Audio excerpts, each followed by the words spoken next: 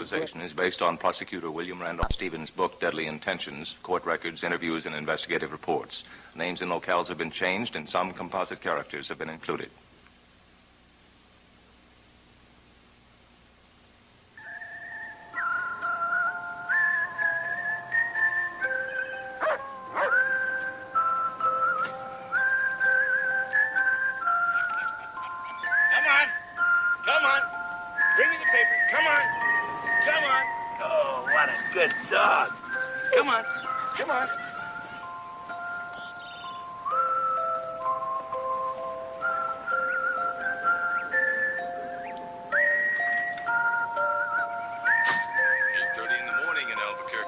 Sunny skies getting up to a breezy 76 degrees.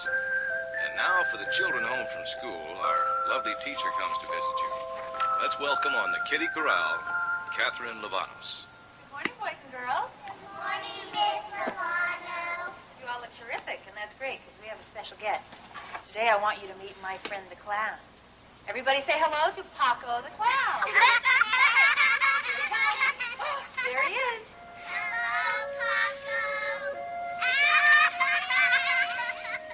Well, how are you today, Paco? Oh, I forgot. Paco doesn't speak with words, only with his clown face. Isn't that right, Paco? Now, I know a secret about Paco that he doesn't know I know. Today is Paco's birthday. So, boys and girls, what kind of a day is Paco going to have? Happy or sad? Happy. Oh, I think so. Now, just like you and me, clowns have many different feelings, depending on how their day is going. Many different faces go with these different feelings. Isn't that right, Paco?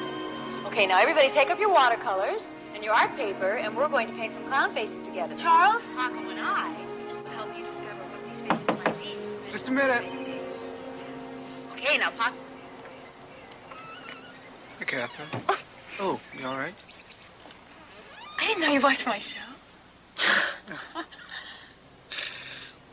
What do you want? Oh, I wish I didn't have to bother you, Charles, but my battery's dead, and I think I'm going to be late for an exam. Oh, all right. Well, give me a minute, and I'll drive you over.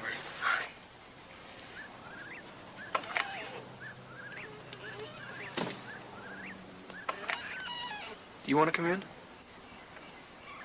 Yeah.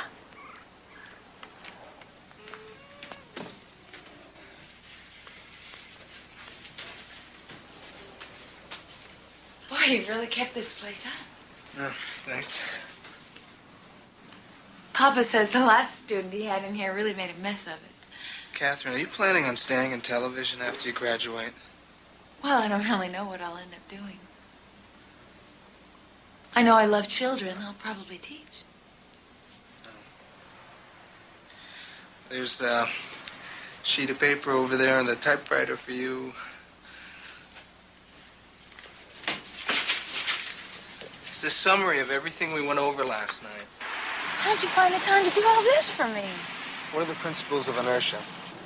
Oh, I'm having a little trouble with that one still.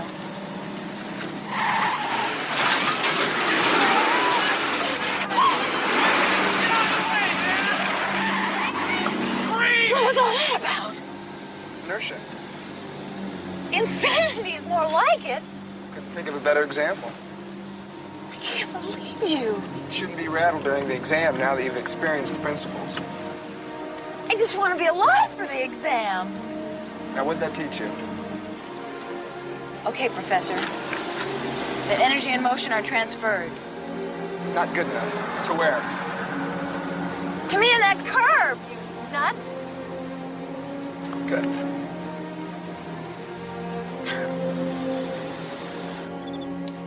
So, have you been accepted by a hospital yet?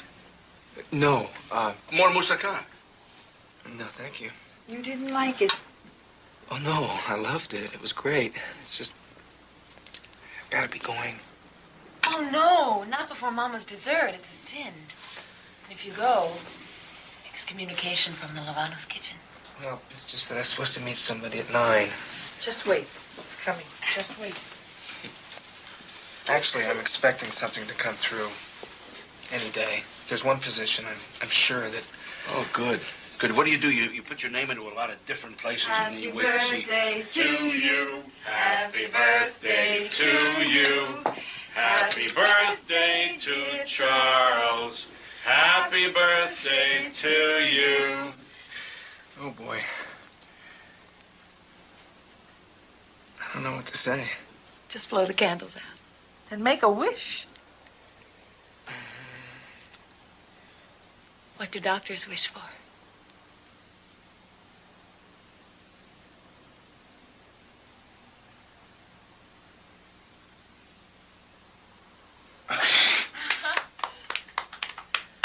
Must be very sad for you not to be home with your mother for your birthday. Yeah. That would have been nice. Oh, you know, I forgot something. A woman called and she wouldn't leave her name. But I did have a thought it might have been your mother. No? Well, I've already spoken to her today. It's a shame we haven't met. Yeah, well, she doesn't like driving and, you know, all the way from Santa Fe and... Charles, happy birthday.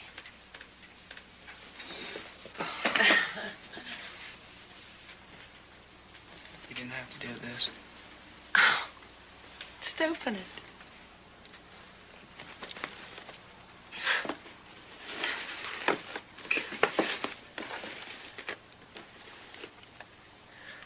Oh, great. Nice looking shirts. Oh, these are great. Oh, wonderful. Go try one on now. Well, we'll cut the cake later, Charles. I'll take you. Save you a piece. Bring it over later. Go on. Okay.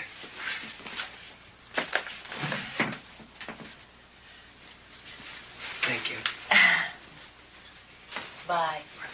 See you later. Goodbye, Charles.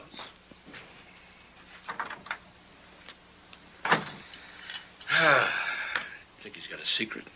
Maybe a girlfriend? Papa. Maybe I'm a crazy old Greek with crazy ideas. But what do we know about him? Well, he lives here. He pays you rent. And you spent a lot of time together. Papa, he's helping me with my homework. Mm-hmm. Good evening. My name's Charles Rayner. Is there a lady waiting for me? Oh, yes, Mr. Rayner. She's right over there.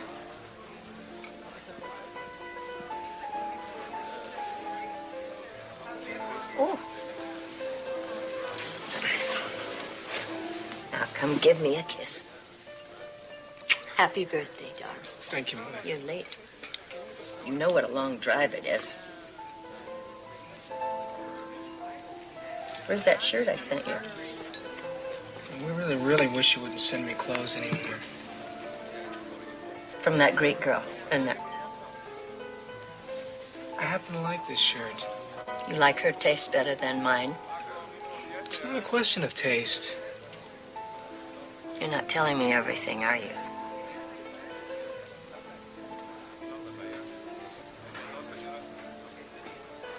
I'm not sleeping with her. That's what you want to know. But I like her very much. Hope you're not getting involved. I'm not getting involved.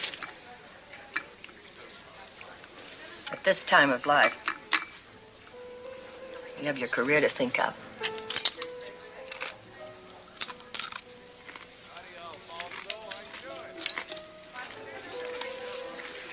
You're forgetting.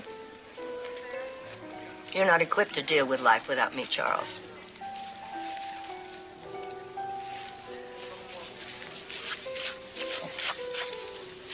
Let's not argue. Dance with me.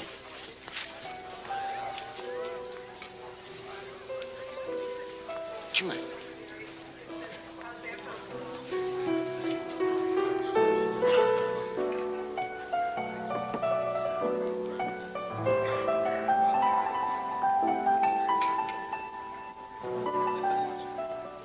Come on, Charles. I taught you to dance better than that. That's better.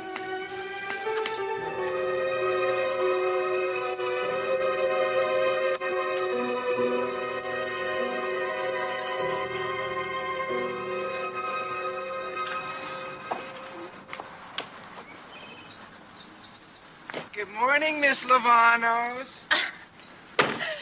Good morning, Charles. How do we measure the energy and inertia? Distance traveled and force. Ooh, we've been doing our homework. All night. How about you? You been up all night with these books? No, I had to go meet my mother. Oh, why didn't you bring her by? You could have brought her by the house. Yeah, I know. It's my mother's.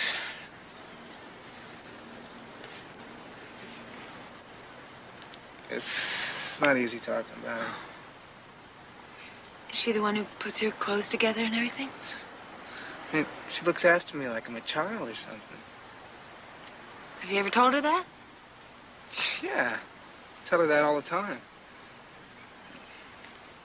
Well, today's the big day, huh? Good luck on the exam. Thank you, Professor.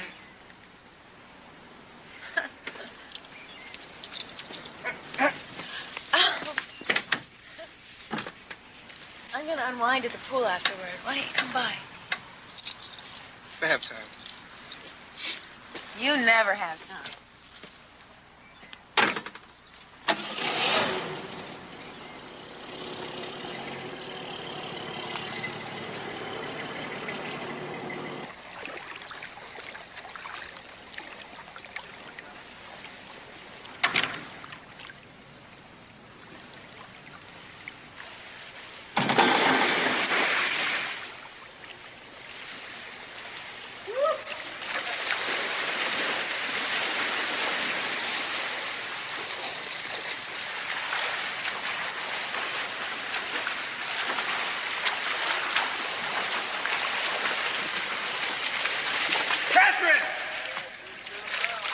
Hi. Hello, Charles. How'd your test go? Oh, well, I'm still alive. Thanks. You showed up. Yeah. You're some swimmer. Is that an expert opinion? You're talking to an Eagle Scout with a life-saving merit badge. Oh. Show me.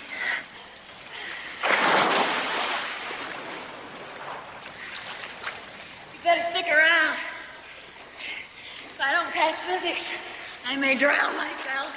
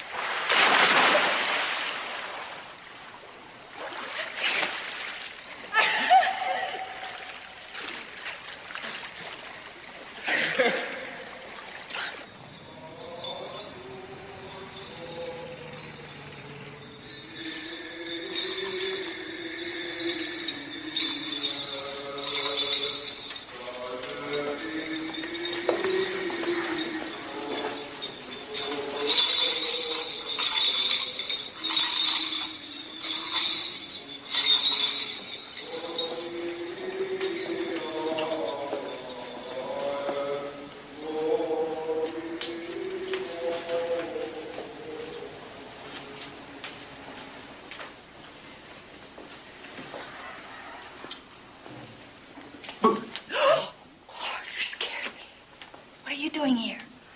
You don't have to pray anymore. You posted the grades today. You passed physics. I got the position I wanted.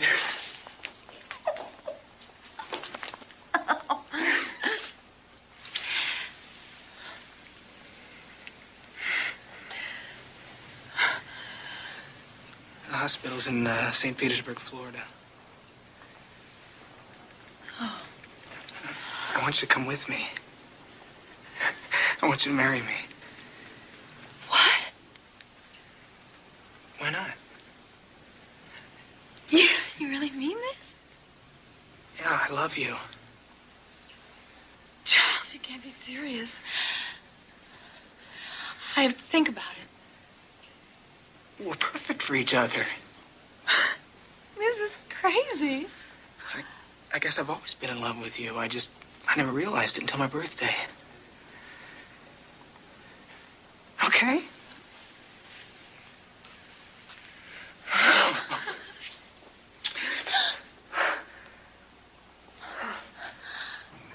Have you broken the news to your parents yet? I'm getting up my courage.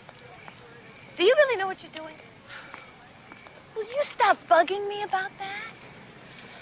Carol, what's the matter? Don't you like Charles? I don't know. I just got to know him. So he's wonderful. And there's just something about him, that's all. Maybe you should live with him first. Well, at least sleep with him.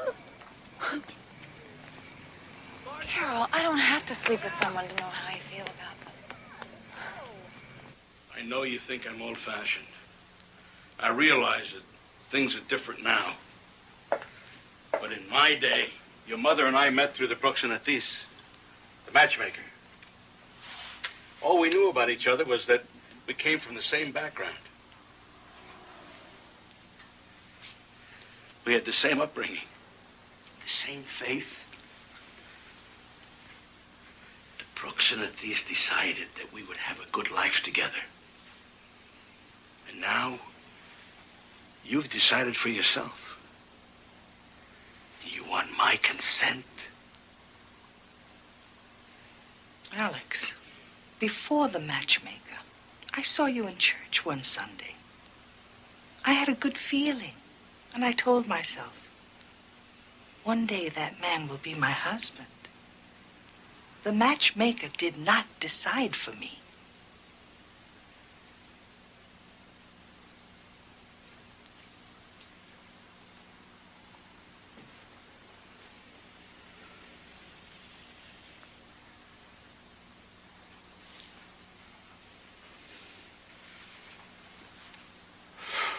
Ask him to come in.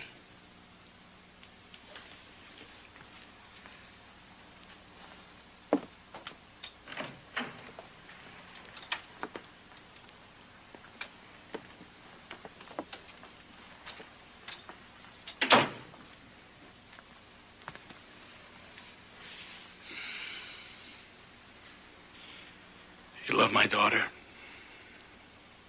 I love her very much.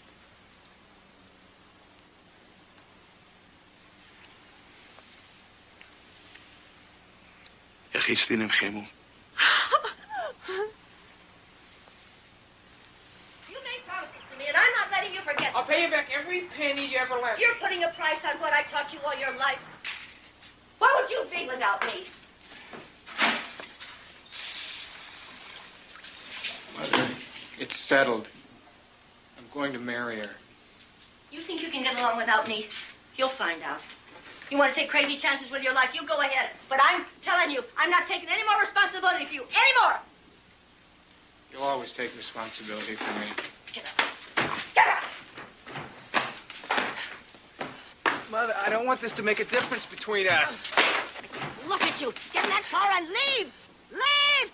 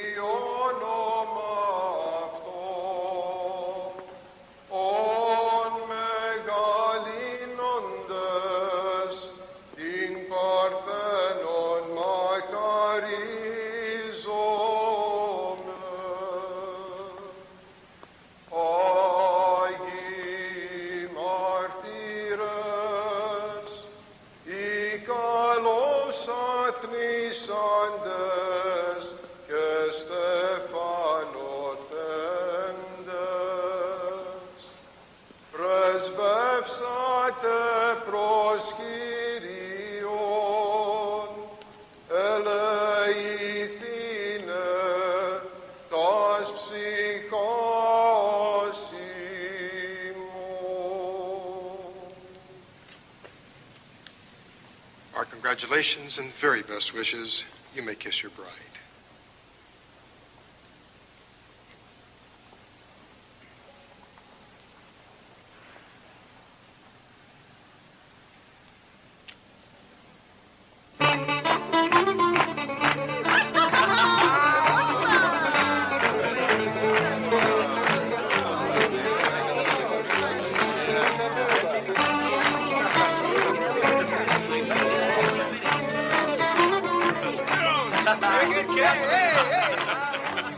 I didn't know Charles could do that sort of dance. Well, Catherine's been coaching him for weeks.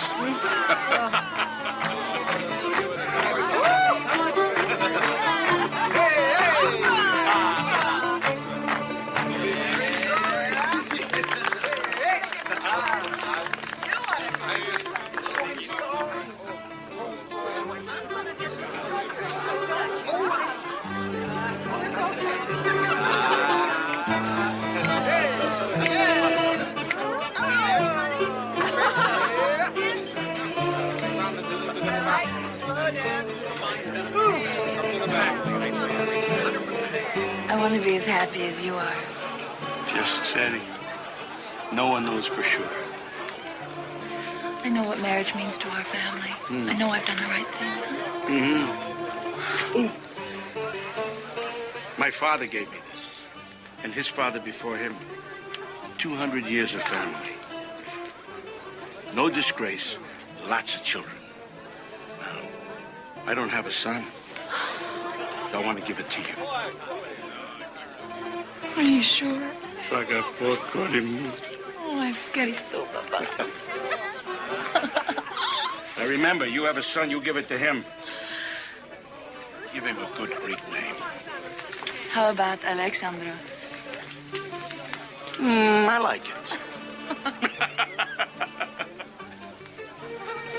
She's a lucky girl. You're taking her away from all these people.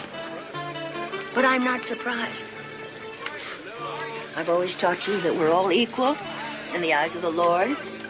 And as a doctor, you'll be called upon to treat all sorts. And tonight, you're going off to start a whole new life with a beautiful young woman. I know she must be beautiful on the inside, too, or you wouldn't have chosen her. No, she'd have to be pretty special for my son to want her for a wife. Wouldn't she?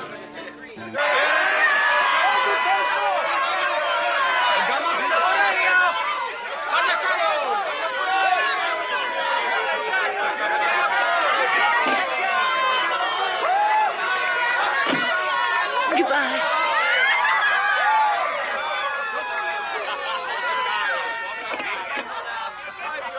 You won't last 3 months.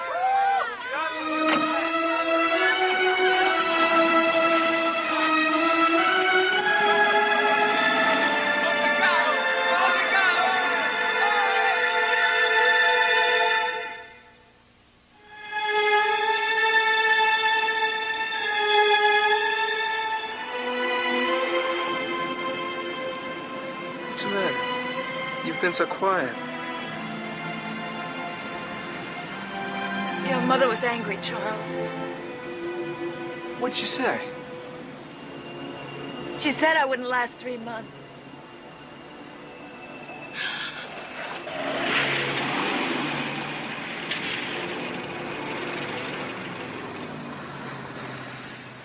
She just doesn't know how much you mean to me. Why would she say anything like that? It was as if she hated me. Oh, she's jealous. You know, she's always bought my clothes and done my laundry. She lives for those things. I didn't know what to say. She's always been jealous whenever I even looked at a girl. You know I love you, don't you? That's what's most important, isn't it?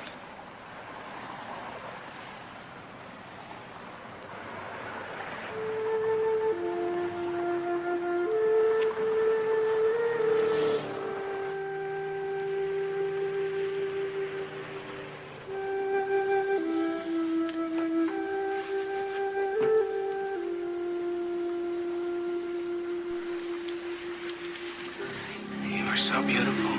I hope I won't disappoint you.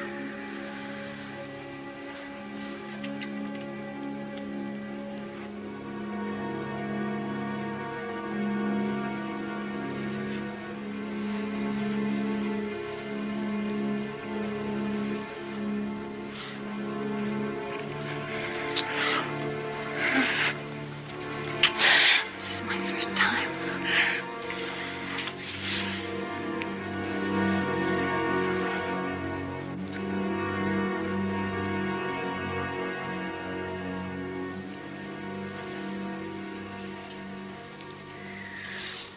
I was expecting you to be shy and tentative.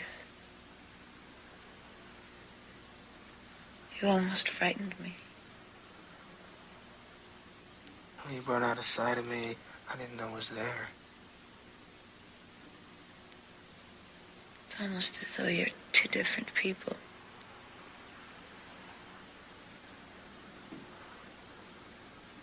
Which side do you like the best? I like both sides of you.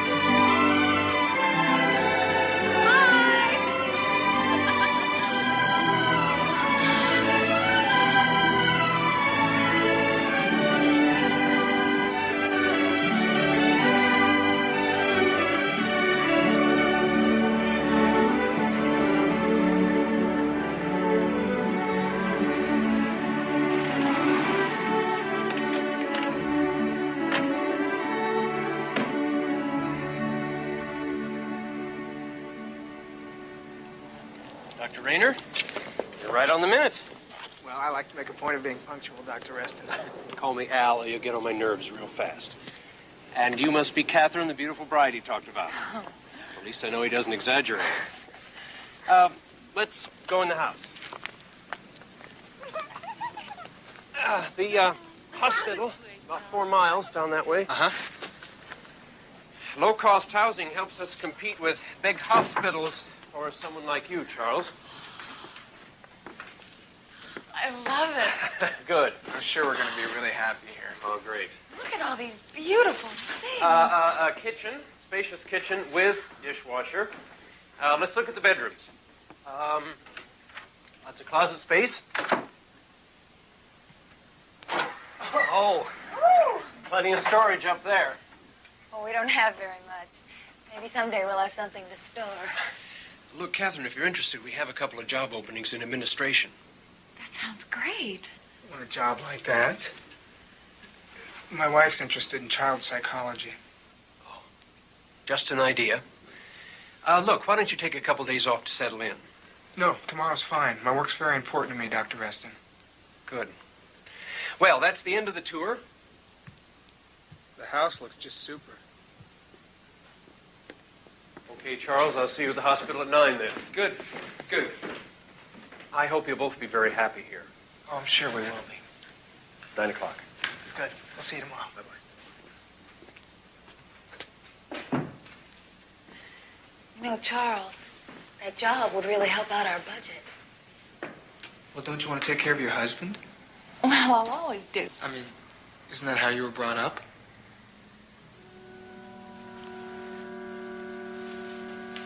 I mean, that's why I fell in love with you.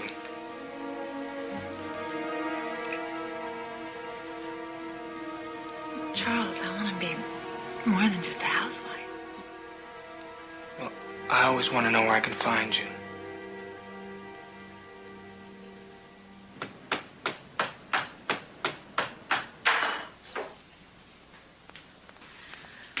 What were you doing out so early? I had to pick up a few things. I didn't want to wake you. Today you can start your real schedule. Can we forget about schedules for a little while? If you value your time, it's the only way to take things on. Now, everything I've put down here, I want you to take care of. I think I can outdo your system any day. Well, you do, huh? Yes, I do. You forgot to shave. You gotta remind me of these things.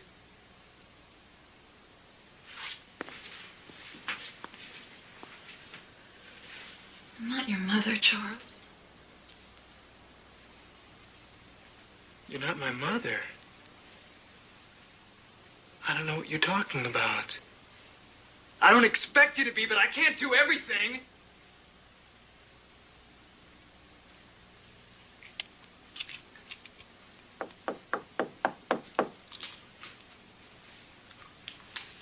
Go see who it is.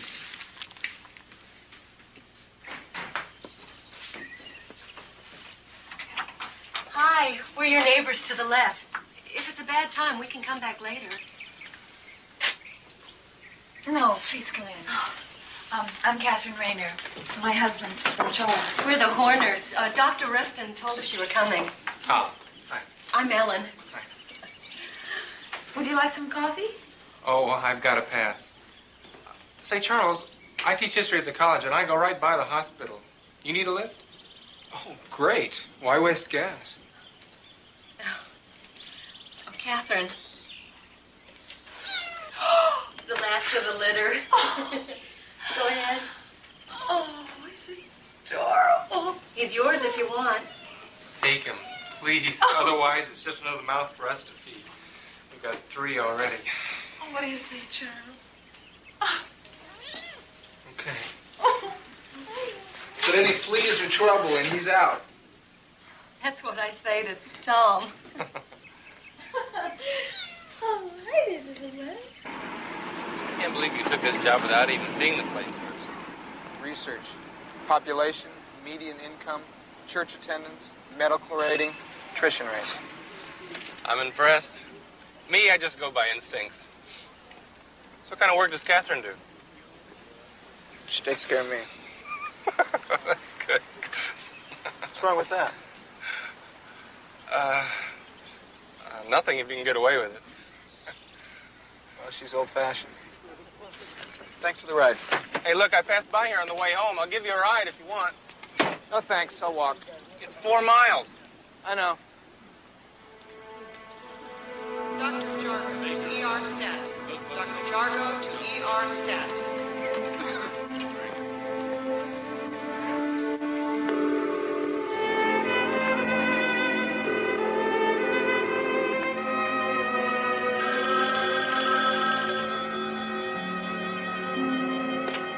This is Charlotte Rayner. I'm out right now.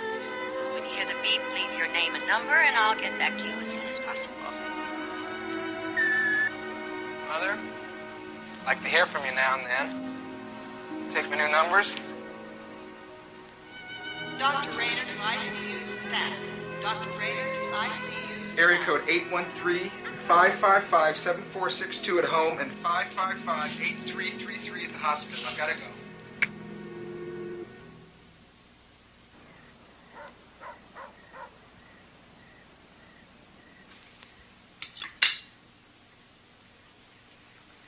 Well?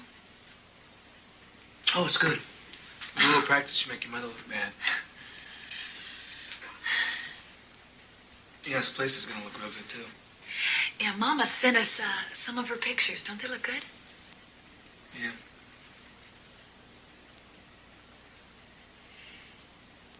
You haven't said a word to me about the hospital. Well, I like Dr. Reston, but can't say the same about the rest of the staff. The rotations are incredibly inefficient. I think I could recommend some improvements.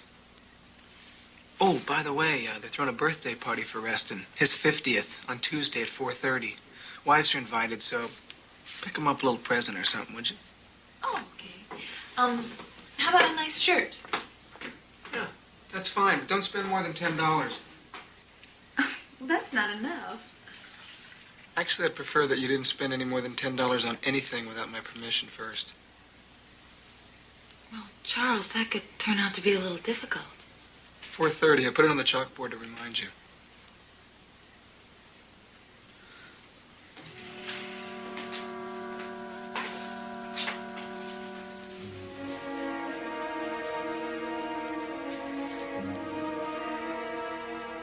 Mama called. She's been trying to get together with your mother. She keeps leaving messages, but she never gets a call back. You ought to call. Not after what she said to you.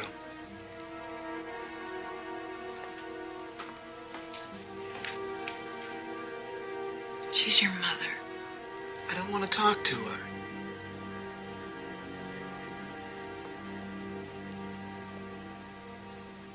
When he fell into the washing machine today, I christened him Zorba.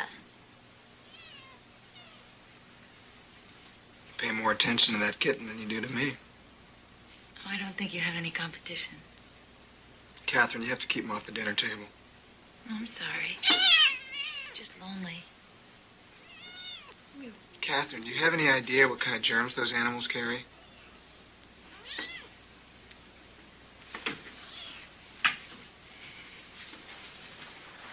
You're the doctor.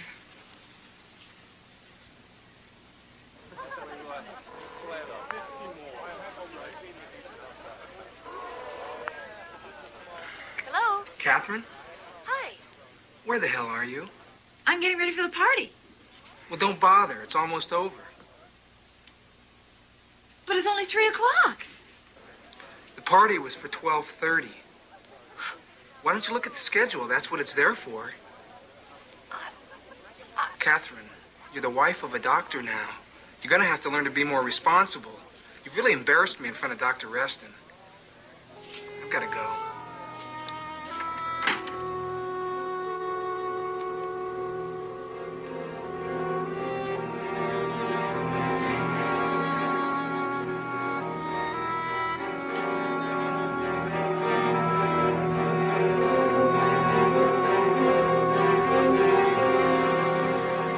Charles, I'd like to thank you for making me look good. You're doing a fine job. Well, thank you very much. Why don't you go ahead and try out your new scheduling ideas? Great. I'll get started on them tonight. Good. You know, Charles, Dr. Klein's going to be leaving us soon. How would you feel about taking over his job? Well, if you think I'm ready for it. A raise comes with a promotion.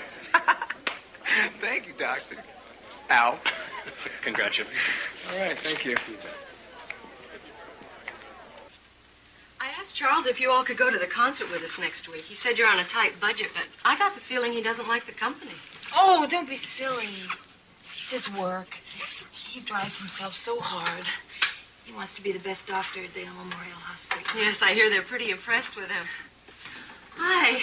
Oh. Excuse me.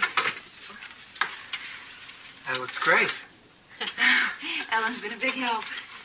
Well, that was kind of you. Oh, it's nothing. It was this or clean house. Listen, if you don't mind, I'd kind of like to be alone with my wife right now. Lucky lady.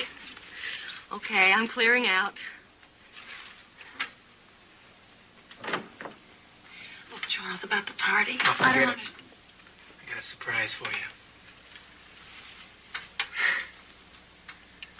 Isn't she a beauty?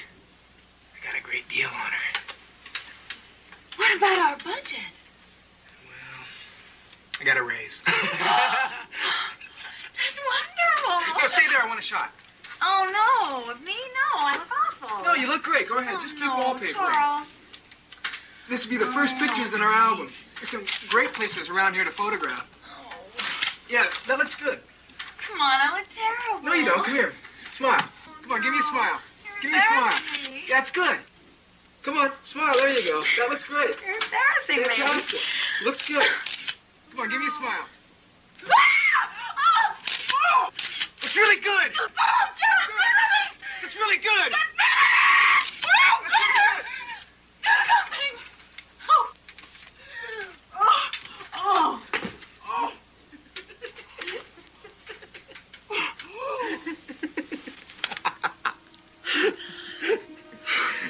Oh, come on. They look worse than they are. You were so big.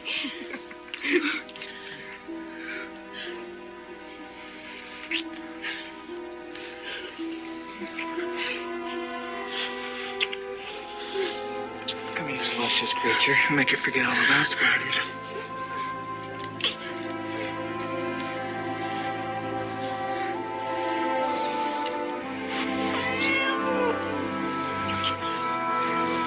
Go on, Sergeant. Go on. Come on. Damn, Zorba! Come here! Come here, Zorba! Come here! Here!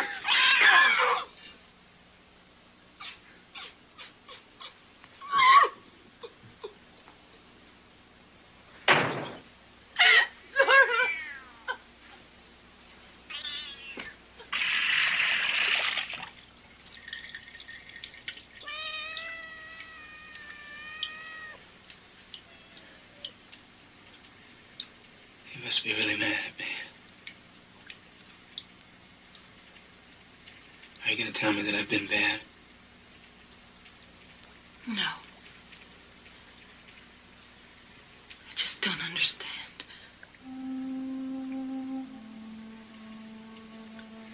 It's just that it's the one thing that I can't stand. I hate it when anything runs from me.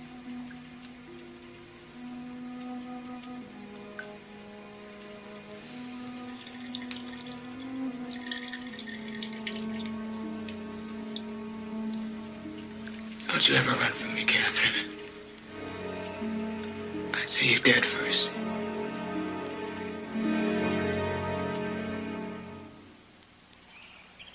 God, it's a beautiful day.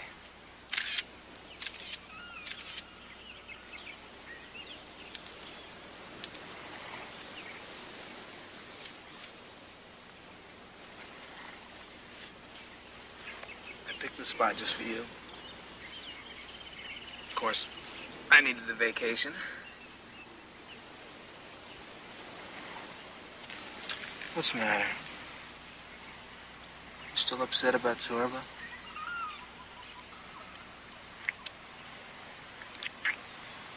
Come on, he and I are good buddies now.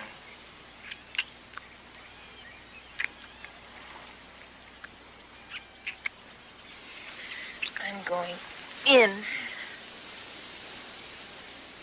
Good. Good.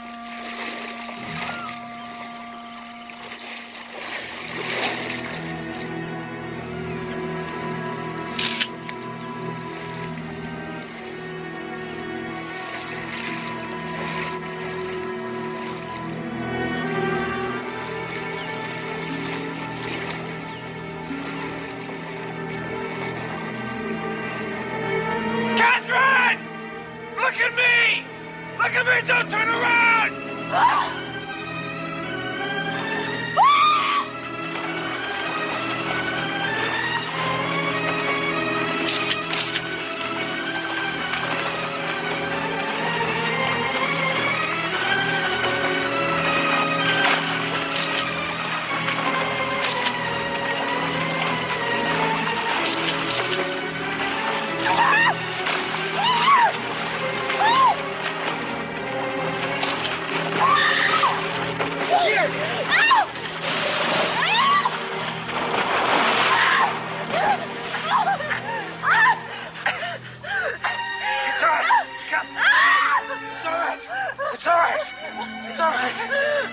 He's gone. It's all right. It's all right. It's gone. It's gone.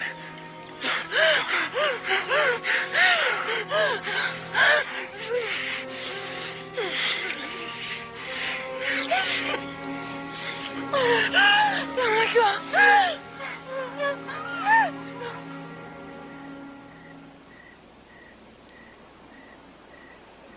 Oh, look, it's a coffee cup with my name on it. Nice. Now you'll always know who you are. I'm going to get one for you, Alex. I'm going to get They smelled it right. Oh, here's another one. Just a little something. I'm on a roll here. Oh, look at that. What is it? It's an emblem for the car. So I can park for free. What's this? Catherine, it's got your name on it. Me? It's a big box. Oh, Charles. Oh, my gosh, what have you done? Oh, look at this pretty bow. Gorgeous. What's it? Get it? Ah. Oh, look what that is. God, it's a bird. Charles! Come on over. Beautiful. Let me try it on. Oh, I can't believe it. Beautiful. Oh, God. It's a little extravagant, isn't it? Oh, but I love it. Oh, my goodness. Can I sleep in it? You can do anything you want. It's a little warm for Florida. Well, then we'll take a trip someplace where it's cold. I wish your mother were here, Charles. How is she feeling? She really isn't well. To be sick and alone on Christmas. Well, she has plenty of friends. Listen, Catherine, I've got to check in at the hospital. Oh, Charles, it's Christmas. After Catini, I respect a hardworking man. You go ahead, Charles. We have plenty of time to catch up.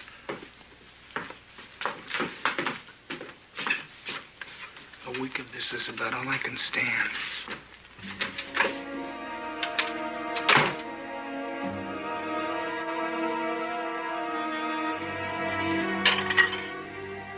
Mama, did you know it was going to be great with Papa from the beginning? Something wrong. Charles is so unpredictable. Yes, he's extravagant. Not usually. He's got this violent temper, Mama. You just wouldn't believe it. Has he tried to hurt you? No. But he's got this other side to him. One side is loving and good, and the other side, he gets so angry. I just don't understand him. Catherine, it takes time for a marriage to work. Your father has a terrible temper. Well, is he under pressure at the hospital? A lot. And he keeps reminding me that he's a doctor. That's something for a man to be proud of. Yes, but he's lording it over me. And he keeps bragging that women have no rights down here. All he wants me to do is pin his shirts to his pants so he knows which one goes with which. Mom, I think I'm pregnant. Oh, does Charles know? I want to be sure. I'll have a test this week. I don't think he's ready to be a father yet. Oh, so that's the worry in your eyes. He needs a lot of love. You can handle it. It takes a long time to get to know each other. When the baby comes, he'll change. I wish you didn't have to go so soon. I gotta take Papa home. I got to. Promise me you'll call me when you know. It's right here in black and white. The guy had a 102-degree temperature. Oh, wait, look, I'll talk to him. Dr. Okay, Rayner? Excuse me. Talk about it. Dr. Yes. Mrs. Rayner called. She said that... Was it long distance? I don't know. She didn't say. I don't suppose I have to tell you how important details can be to a doctor. If you can't handle a routine message, I will find somebody who can. Charles. Catherine, what are you doing here? Didn't you get my message? Oh, you called. Yeah, they just gave it to me. Well, I came anyway. How about lunch? Lunch? What's the occasion? I want to celebrate. I just came from Dr. Walters. I'm pregnant.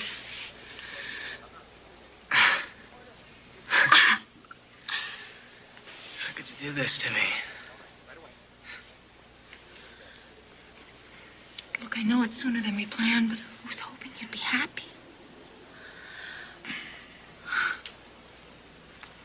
I'm happy.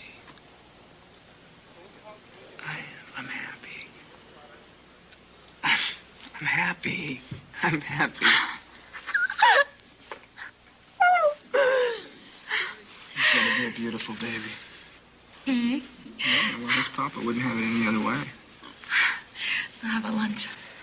I still can't do that. I've got to go on my rounds. We'll celebrate tonight.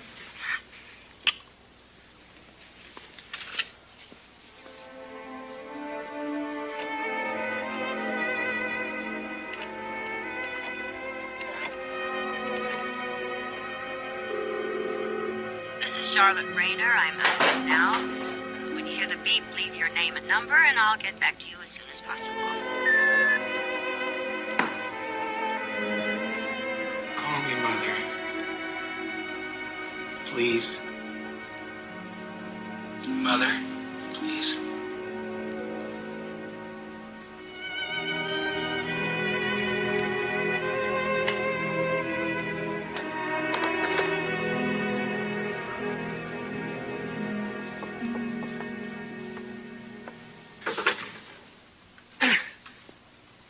This office, give me some peace and quiet when that baby comes. It's like I'm gonna have to start doing insurance exams.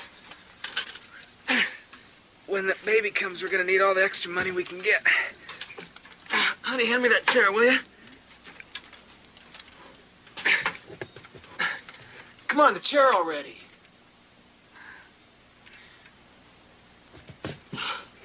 Can we do this later? I'm too tired. Listen, Catherine, just because you're pregnant, that's no excuse to be lazy. You can pick this up. How long does this nausea last? It depends on how tough you are. It's Mother Nature's way of showing you who's boss. I don't feel well.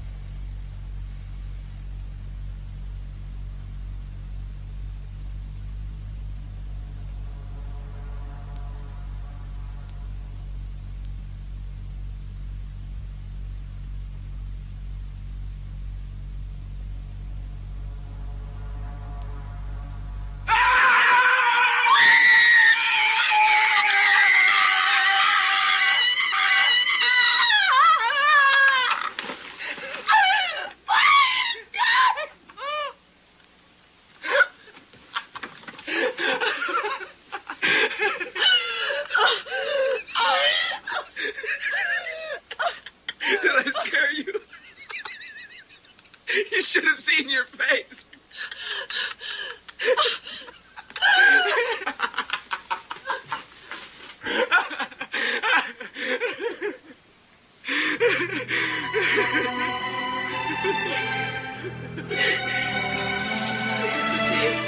Come on, Catherine. I was just joking.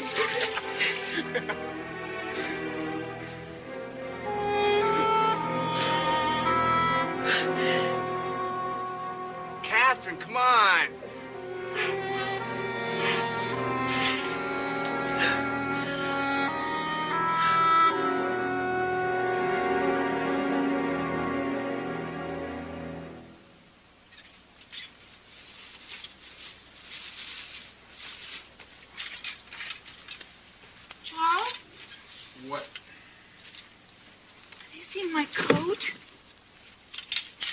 What coat? My fur coat. I took it back.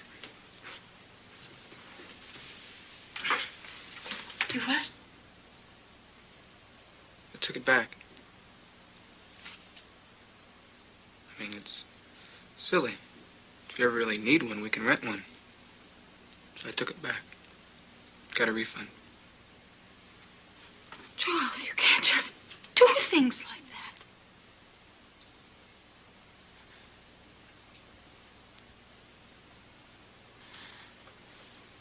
You're not listening to me. Charles.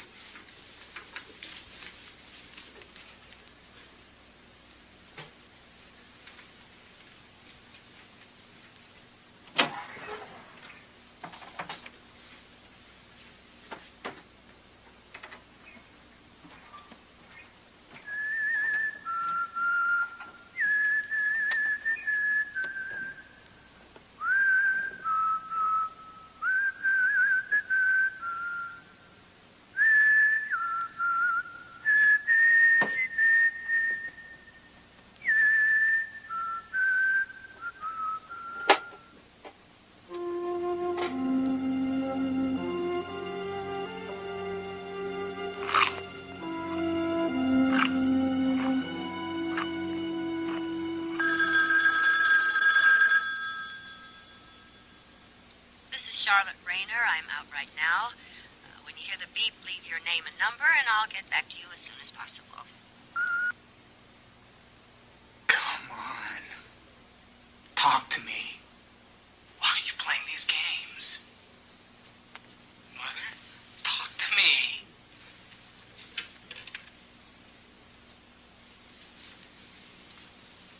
Charles?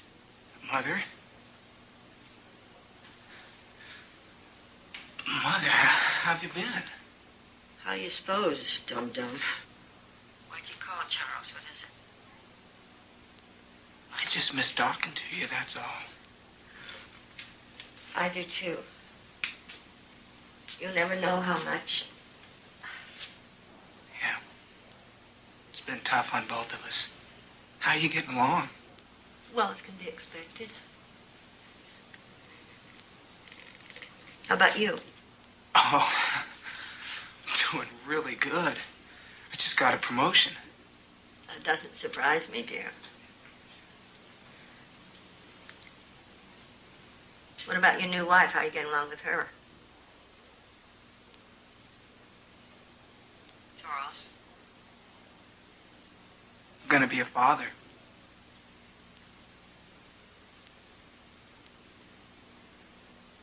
You hear what I said, Mother? I'm gonna be a father.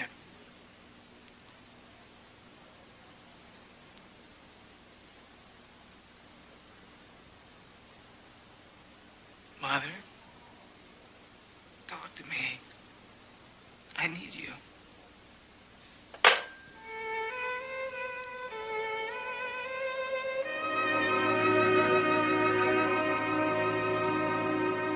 Aren't you proud of yourself now? He's got his daddy's eyes. Yes, and his name's Alexander Rayner. That's a good name. Don't you want to take him? Come on, you take him. Come on. Come on. Go on, Charles. Take the baby. Okay. That's Daddy. There we go. Daddy. There you go. Oh, that's pretty happy. That's pretty happy. What a team. Look at him, look at him. Oh.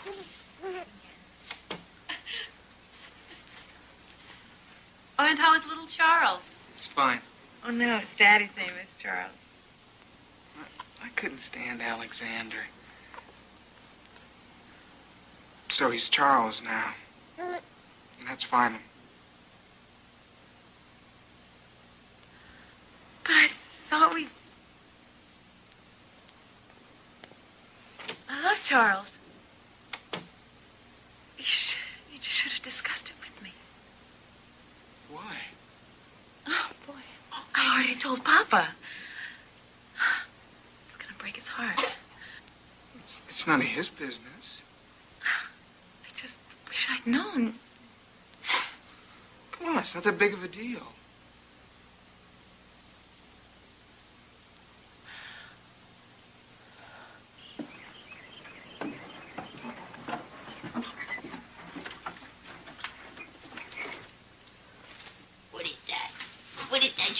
What is that look you're giving me? Come look at this face. What are you doing? Hi. Isn't it, darling? Oh, there it is. Just terrible. Yeah. Papa's so sick. If they could only be here to see their grandson. Oh, yeah. Oh, well. Charles is making an album for them.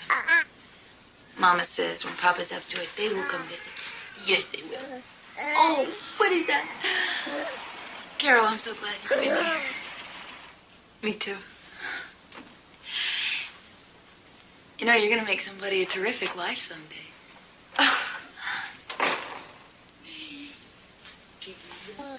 Hello, girls.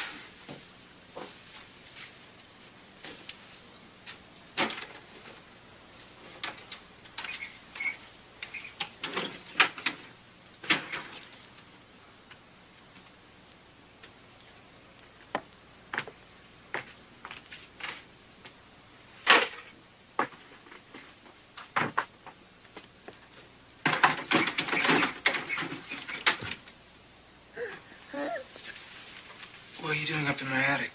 Whoa there, wait a second. I went up into your precious attic because it stunk in the hallway. It's clean now. You took something that belongs to me. Where is it? Where's what? It was a brown paper bag. It had rags in it. What, those dirty, oily things? Yes. I throw them out. Where? In the trash.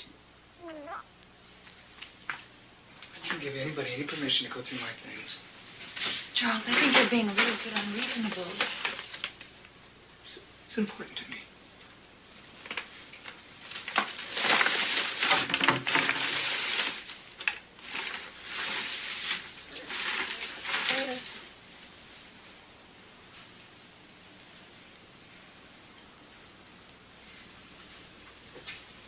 Where'd you get that thing?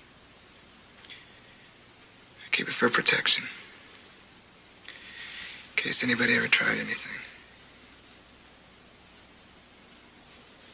If anybody ever did something bad to me, I'd use this to get even.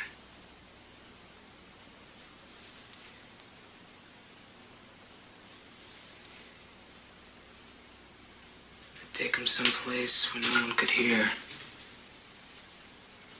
Like the swamp.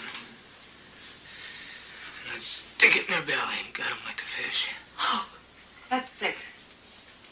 But first I'd strip them. I'd stick safety pins in them. I'm a doctor. I know just how far to go. I'd use drugs to keep them conscious. And I'd make them sweat every ounce of pain.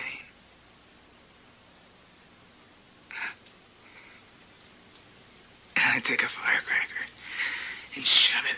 Stop it! That's disgusting.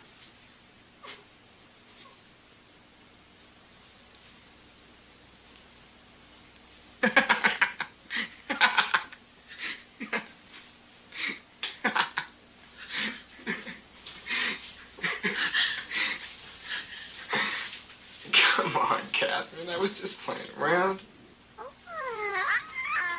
Well, hey, Charles. You're so beautiful. Oh, yes. Yes, just like your mother.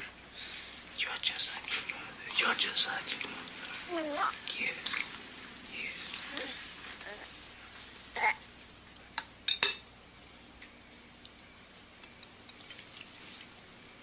You know, Carol, it really has been nice having you here.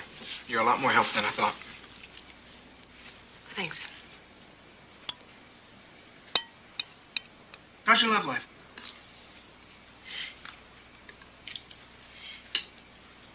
I was telling Catherine about Rick. He's a computer programmer I met on a business trip. Mm-hmm. Lives in San Francisco. Oh. We're thinking of living together. Maybe we should have tried that, huh, Catherine? Would you still have married me? Oh, how can you ask that? You know how much I love you. I couldn't live without you. If Rick ever talked to me like that, I'd run like crazy. Don't make fun of the way I feel.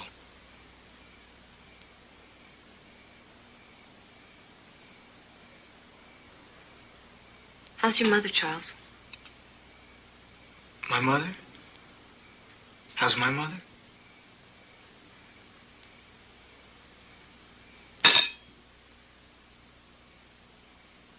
You better finish up this great meal that Carol made for us, Catherine, or she won't come back and see us again.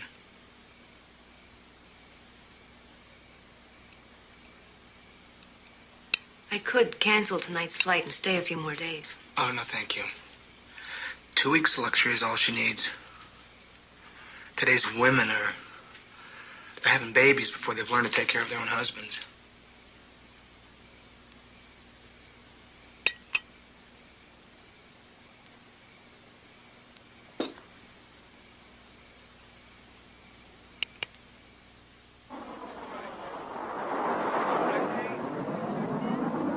I don't care what kind of pressure he's under. I'd leave him. That would kill my father. They're taking those pictures of you? You know that torture tale? For God's sake, Catherine, he loved it. And the way he flies off the handle, he's weird. Carol, please. I'm sorry, but I can't stand to see you like this. He's not always like that. Oh, I'm glad to hear it. Flight 87 now boarding at Gate A.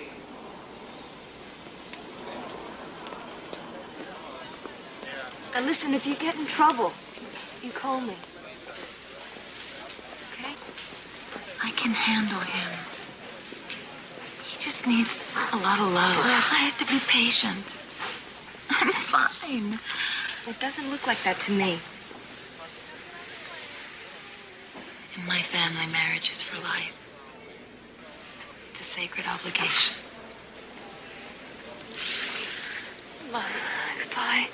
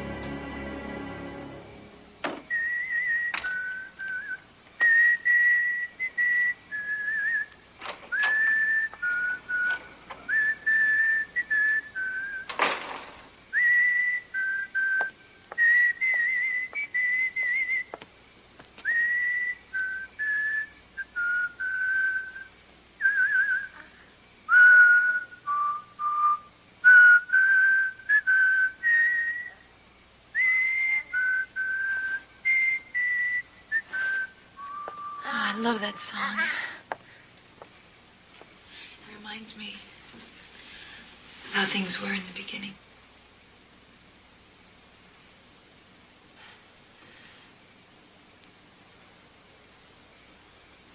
Charles, I want to show you something.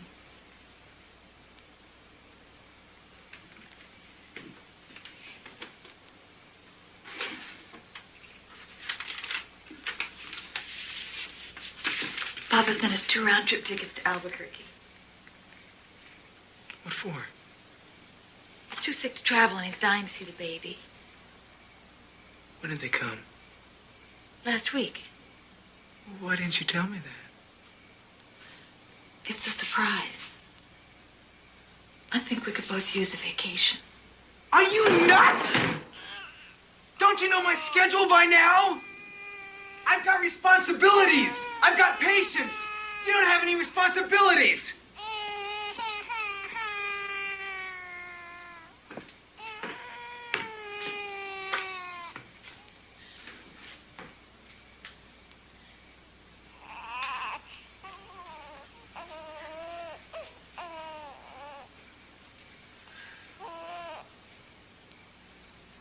there's something we have to talk about.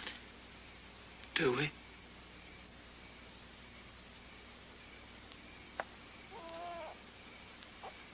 Don't you know that something is wrong?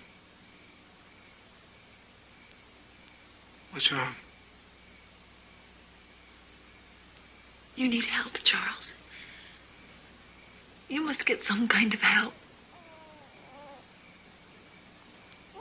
What are you saying? You think I'm insane? No, not at all.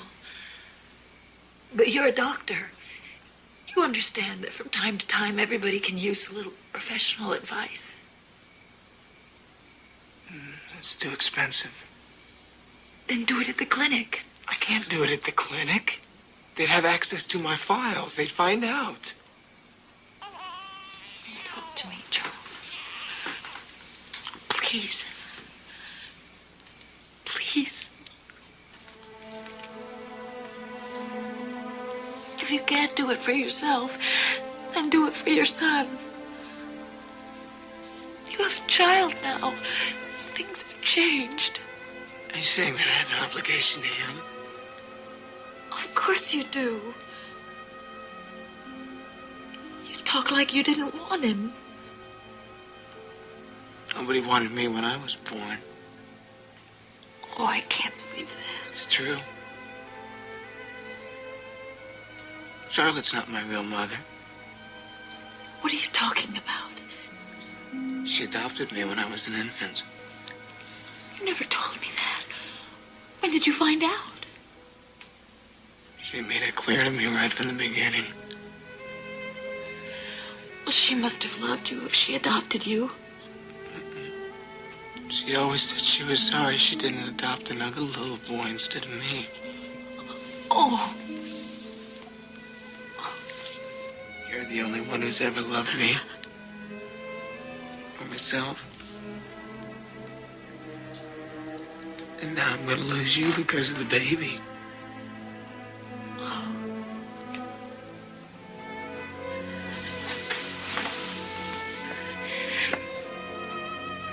I love you. Don't you know that? I won't let him come between us.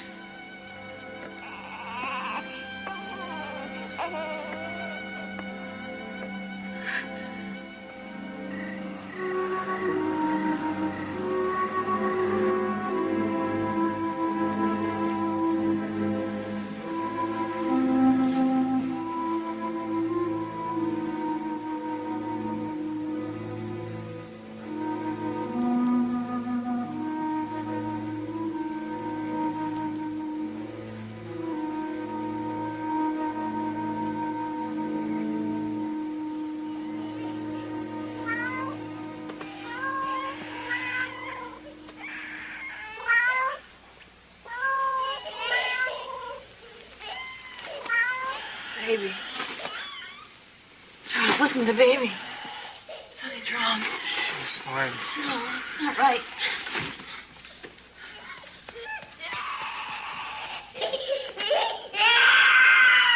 Charles!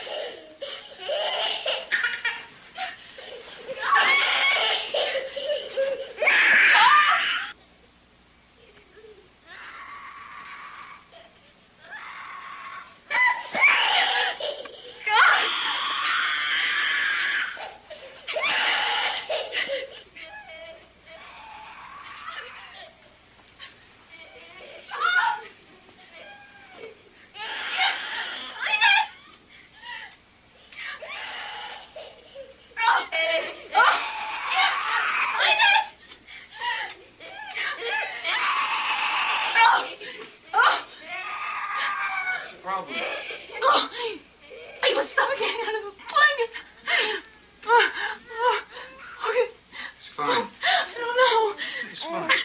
It's fine, Catherine. He was strangling. Come Catherine, in. babies at this age are always knotting themselves up in their blankets. He's probably inherited some circulatory problems from your father, but he's fine. Come on. Catherine, I think you're overreacting to this. He's fine. I'll tell you what, I'll make breakfast in the morning, okay? And you can sleep late.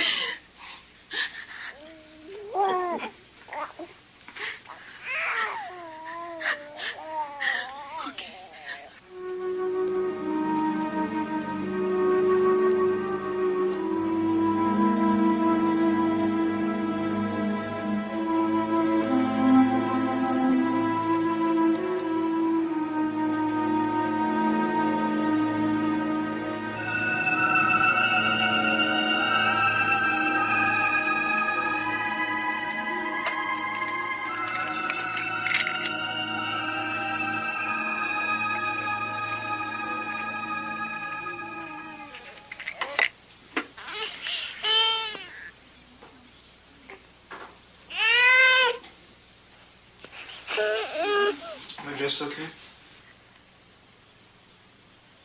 What's he squawking about? He won't take his milk. And there's a little diarrhea. There's always something wrong with him. I'm sorry, Mother. See what I can find for him in my bag of tricks. Oh, that's okay. He'll be fine. I'm going to take him to see Dr. Harris. Dr. Harris? I'm the doctor. I'm the doctor in this house.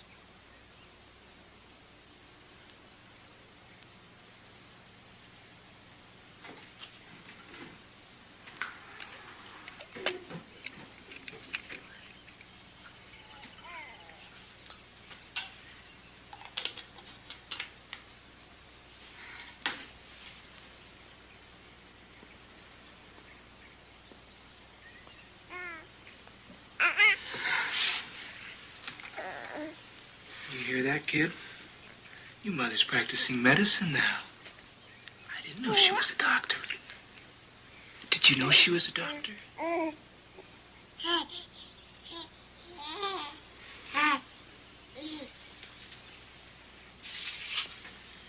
There you go. You open that up and dissolve it in this milk. That'll settle his stomach.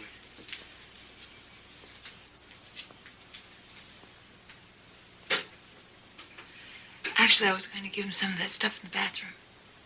It won't do the job. This will. Are you sure? I mean, that it's the right medicine? What's the big deal? Just give it to him. I have to warm up his bottle.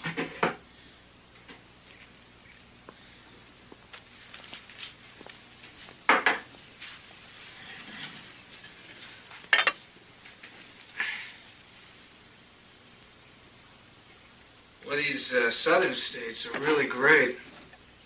There's an article in the newspaper this morning about a woman who ran away from her husband and took their child.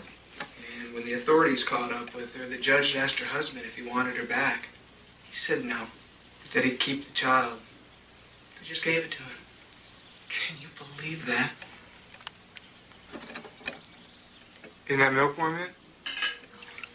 Catherine, so clumsy this morning.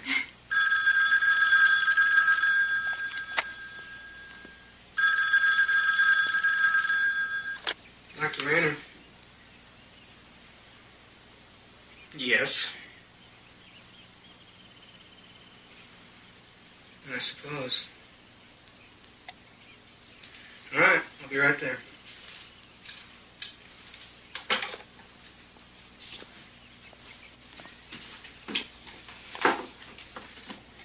I've got to leave early this morning.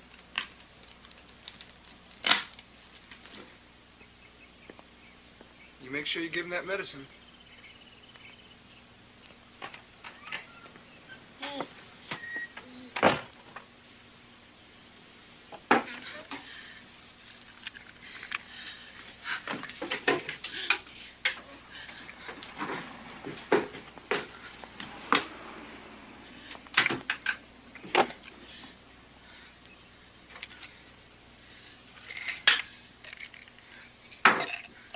Baby has diarrhea, this is the last thing in the world you'd want to give him. This could be lethal.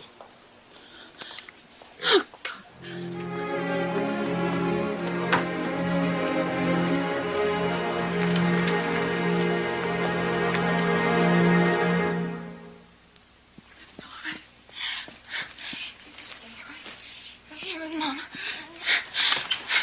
Everything's gonna be all right.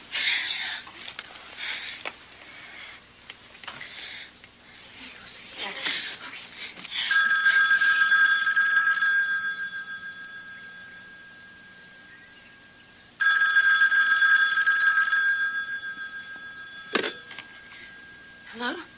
Hi, Catherine. How's it going? Carol! Oh, God. Carol, I'm leaving. I'm getting out of here. When? Right now, before he gets home. Well, what's going on? Are you all right? I can't talk now. I'm going home. I'll call you when I get there.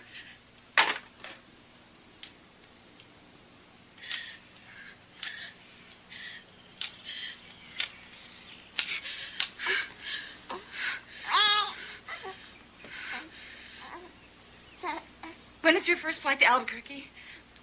Today. Through Dallas. I don't care how. What time? 10:45? I can make it. Catherine Raynor. Raynor. And a baby. Yes, thank you.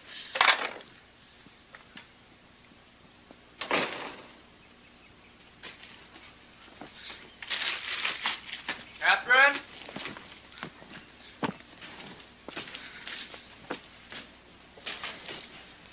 Catherine?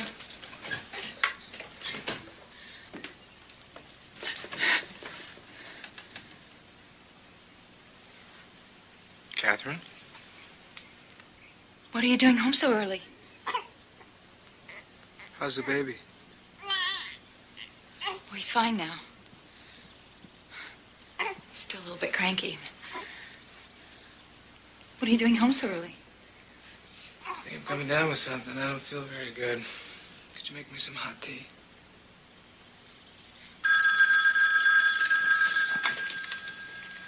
Dr. Raynor. Charles. It's Carol. Carol, where are you calling from? San Francisco. Is Catherine there? Of course she's here. Where else would she be?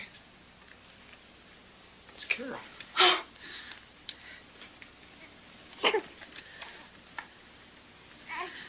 Carol, what a surprise. What's going on? What's he doing there? You scared me. Oh, that's wonderful news. I'll try to get there. Should I call the police? No. What's going on? Carol's finally getting engaged. Hooray for the poor guy. Let me talk to her. Carol? Finally taking the big plunge, huh? When's the big day? It's not set yet. Could I talk to Catherine again? Okay, it's your dime.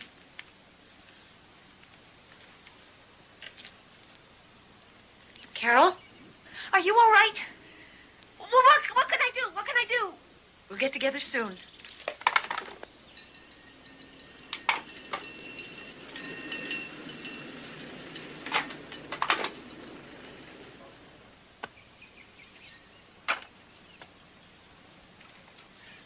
So lucky she nailed somebody. She was beginning to lose her looks.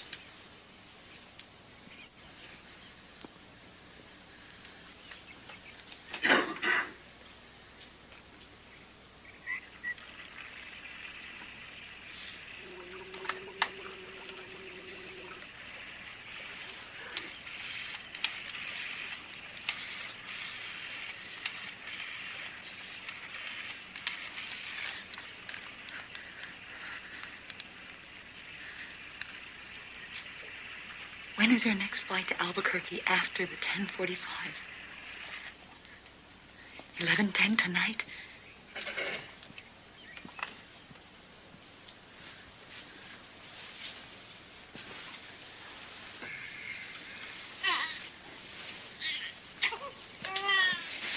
I'll get your tea.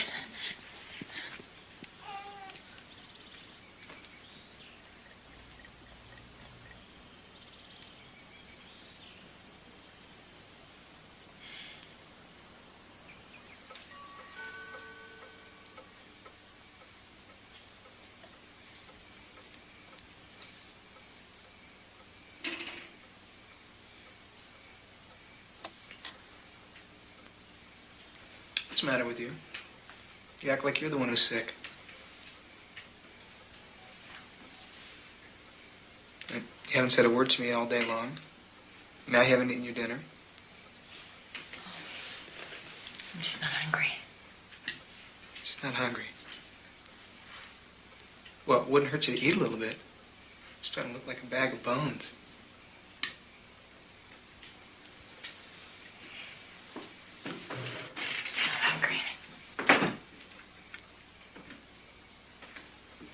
Catherine, did you read that article in the newspaper that I showed you this morning?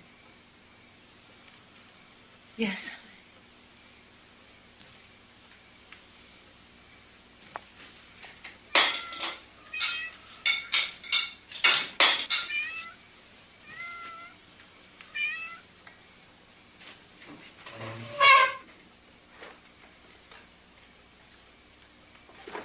Catherine, come here. I want to show you something.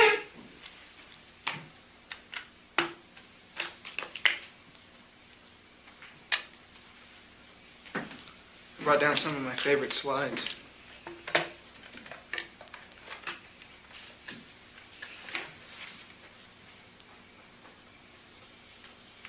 That's not me. Well, sure it is.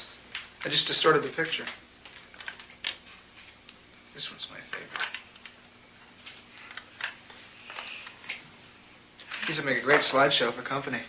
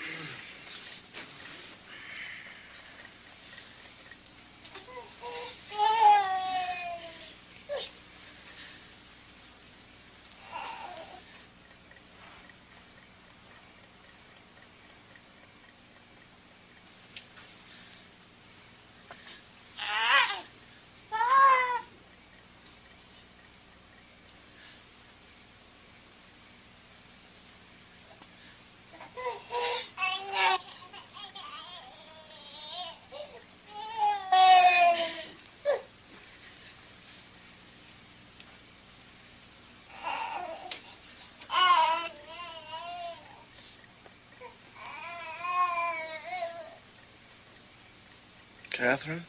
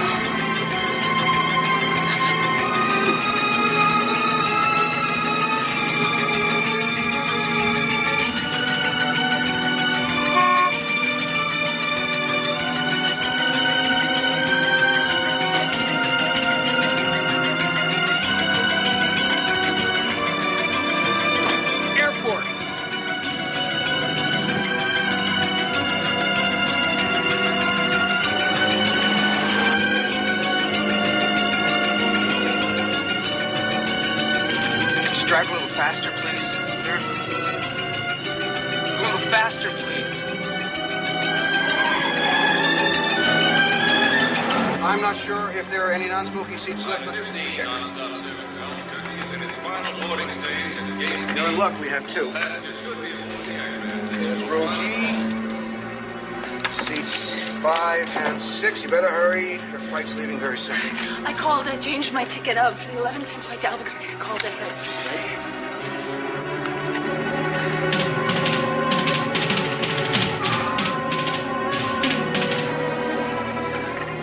Okay, that's gate B, Mrs. Randy. Your flight is boarding now. Here's your claim check. You better hurry. It's leaving right now.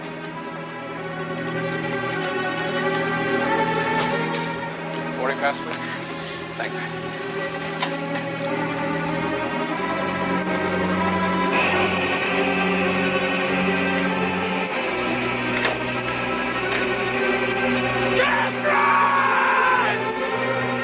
I told you what I'd do to you if you ever ran from me!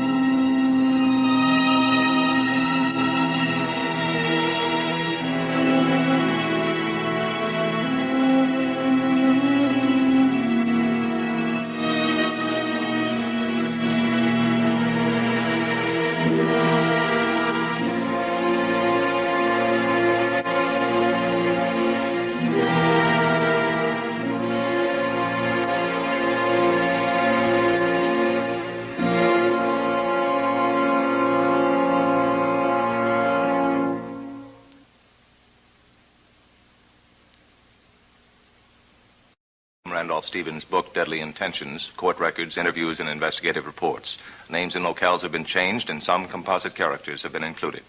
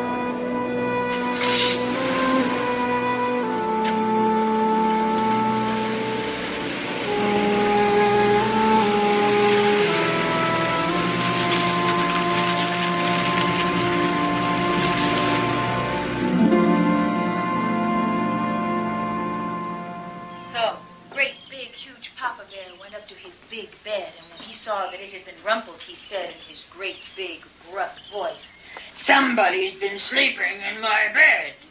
And when the mama bear got to her middle-sized bed and saw that her pillow had been rumpled, she said in her middle-sized voice, "Somebody's been sleeping in my bed."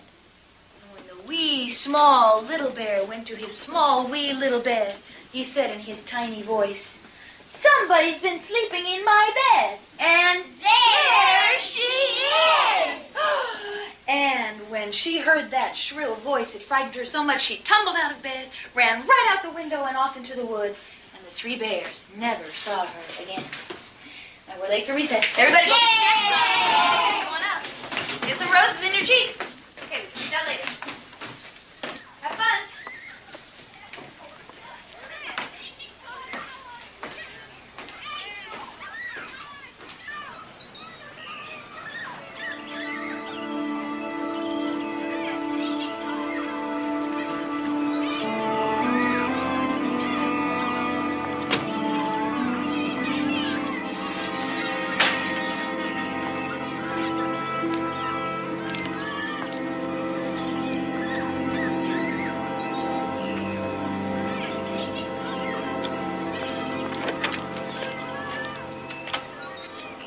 Masling, he's a lawyer. I've come to see dear little Charles. After 3 years, what's the sudden interest in your grandchild? I'm a sick woman. Time is catching up with me. I don't want you to see him. After all, Mrs. Rayner, the court did award Dr. Rayner and his mother visitation rights. At my convenience. I'm just asking for a short visit. I think it's an unreasonable request after all this time. If we have to, we'll obtain a court order.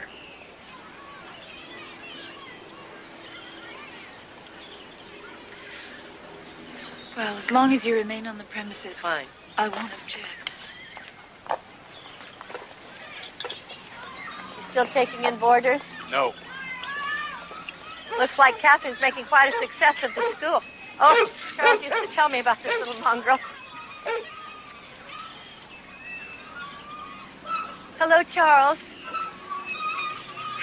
Look who's here. Which one's mine? He's over there in the blue jacket.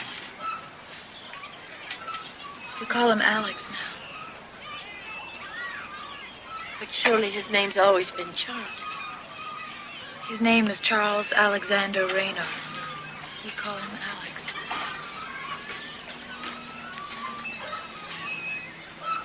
Alex? Look what your grandma brought you.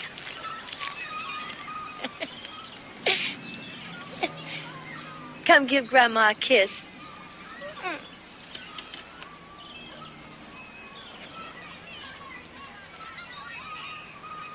there a man in my grandson's life?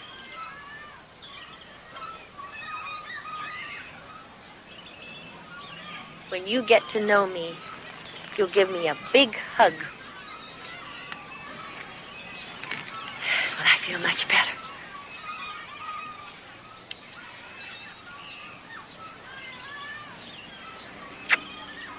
You'll have to excuse us now. It's time for the children's rest.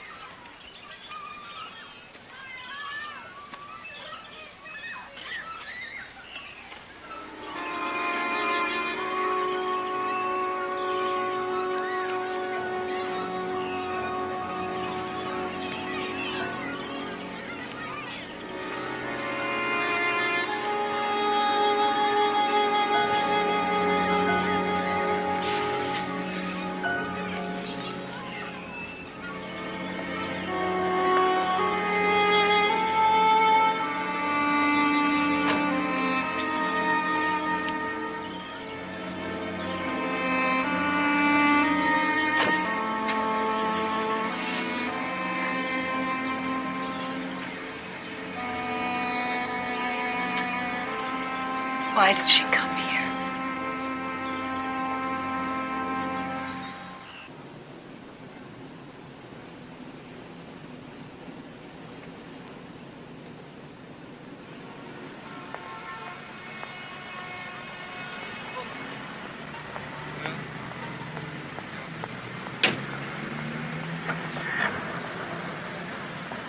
receipt for that, please?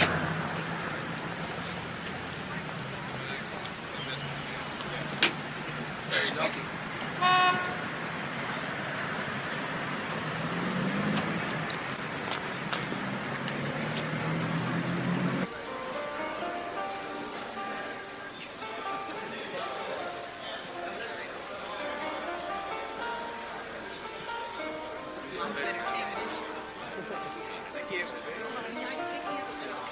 Hi, I'm Dr. Charles Rayner. Yes, Dr. Rayner. If you would just sign in here, please. Welcome to the conference. Kurt? Thank you. I'll keep that. Just the back. Your registration is right over there, sir. Thank you. Thank you. Hi, Dr. Charles Rayner. Hi, Dr. Rayner. Hi. That's for you. Thank you. And would you please sign our register? First session's tomorrow at 10, Dr. Rayner. I'll be there. Thank you.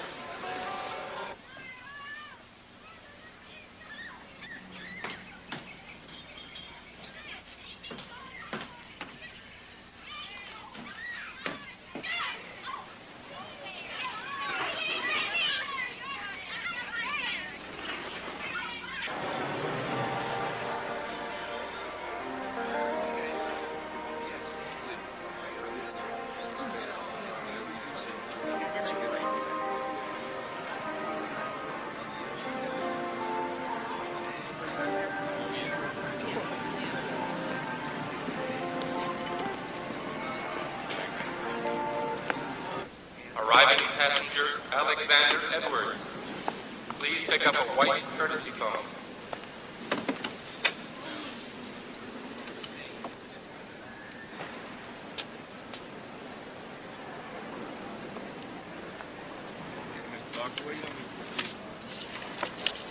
Your flight is now boarding at gate 18, Mr. Foley.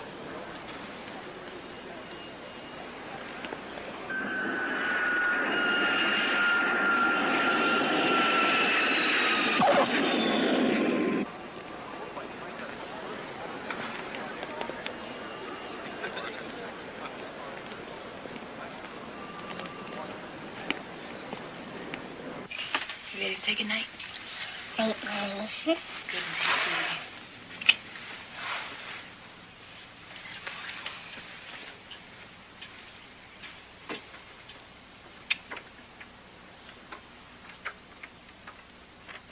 No, you lost my briefcase, and if you don't find it, my business here is over. Help us by just picking the bag which most closely looks like yours. And that's going to do a lot of good. A lot of good. It'll help us. We'll do the best we can. Thank you very much. Thank you.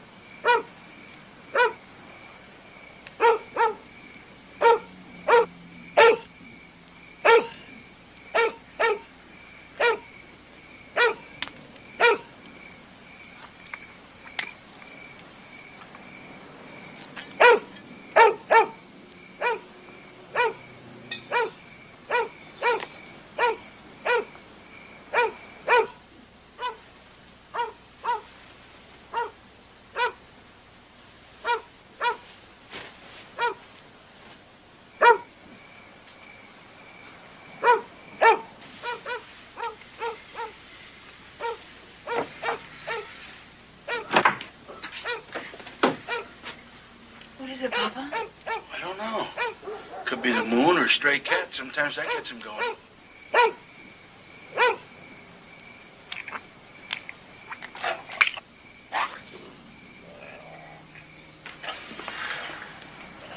Matter, Zaco? Huh? Pretty good you getting me out of bed this late. He's just like me. He gets angry when he gets sick. Come on, Zaco. Come on. Come here. Come on.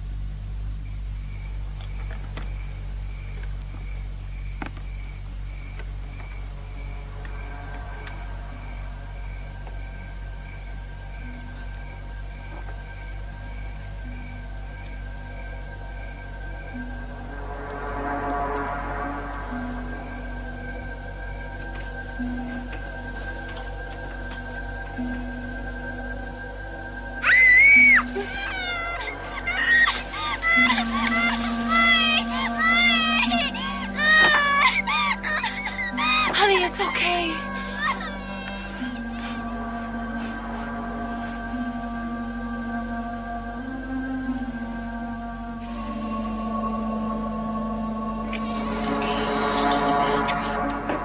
It's just a bad dream, honey. Okay? Okay? Okay. Let's see if we can go back to sleep. Let's see if we can do that for Mommy, okay? Can you do that for Mommy? Can you? I think so. Okay? You go to sleep now. Mommy's not going anywhere. Good night.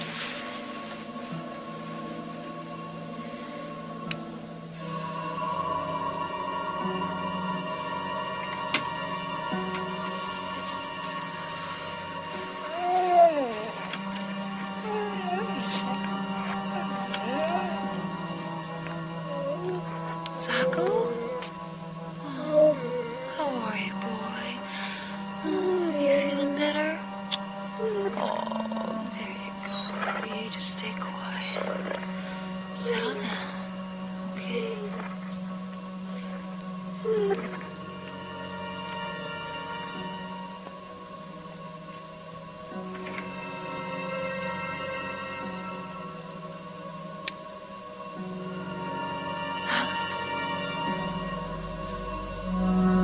Alex?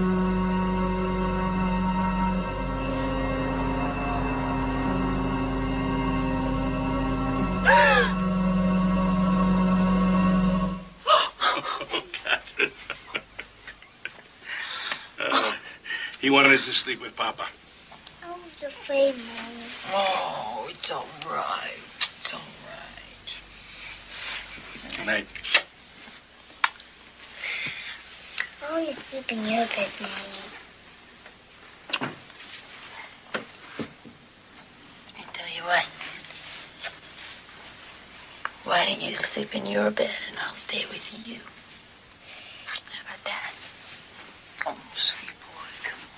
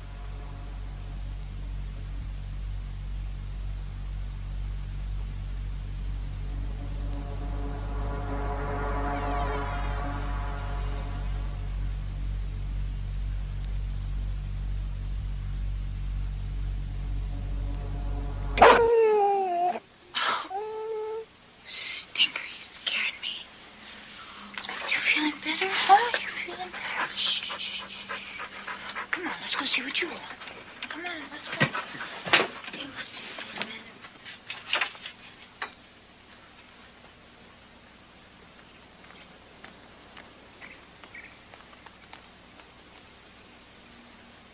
Okay, just a moment.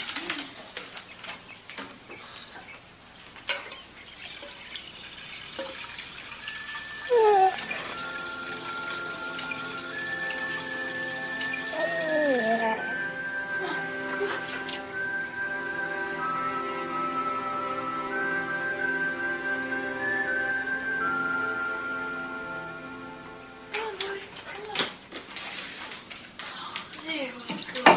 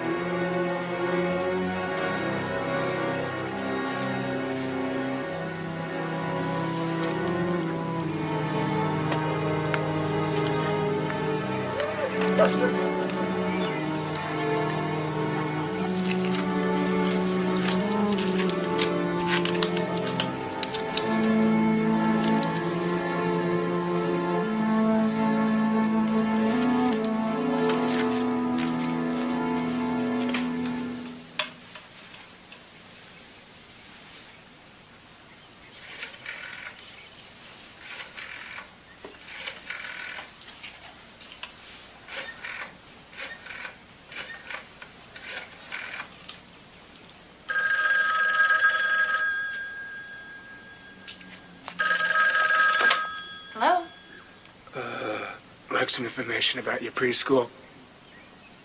We're glad to help you. My name is Ed Court. Yes, Mr. Court? I'd like to know what age you take children. I have a 4-year-old. I'm sorry, I can't talk now. I was just leaving. Well, I'd like to see what you have to offer. I'm very near to you. Couldn't you just show me the school? No, I'm sorry. I have to go now. Mama! Mama! What happened? It's Charles. He called. He said he was near. He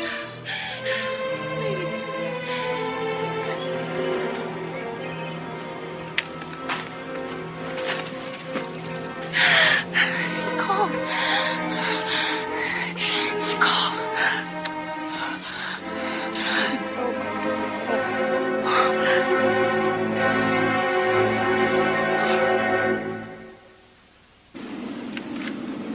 Your reservations for tomorrow. Yeah, I'd like to change that flight. I'd like the next available flight to Chicago, please. Attention all passengers. Flight 17 to Chicago O'Hare. Well, I can get you on our next flight, but you're going to have to hurry because it's leaving in 15 minutes. Good. Upgrading from a night flight to a day flight will also increase the cost of your ticket. I know that. All right, that will be an additional $17. You're 17. Just your hand luggage, sir? I don't want to carry this on. I'd like to check it. Just a moment. I forgot something. I'll be right back.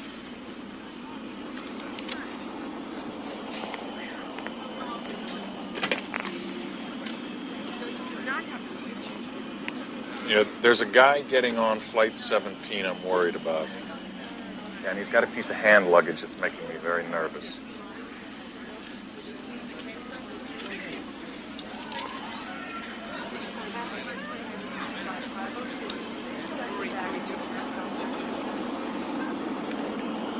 All right. Yeah, can do. Here he comes. Okay. I got what I needed. You can check it now. I'm sorry, sir. Luggage is closed. You'll have to take that on board yourself. I can't. Mr. Foley, you're going to be late for your plane if you don't hurry. I don't want to carry it. I want to check it.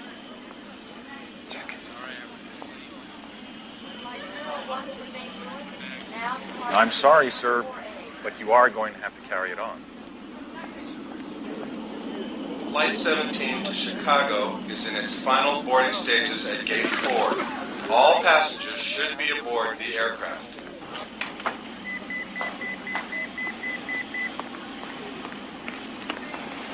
That man at the ticket counter said you checked this straight through.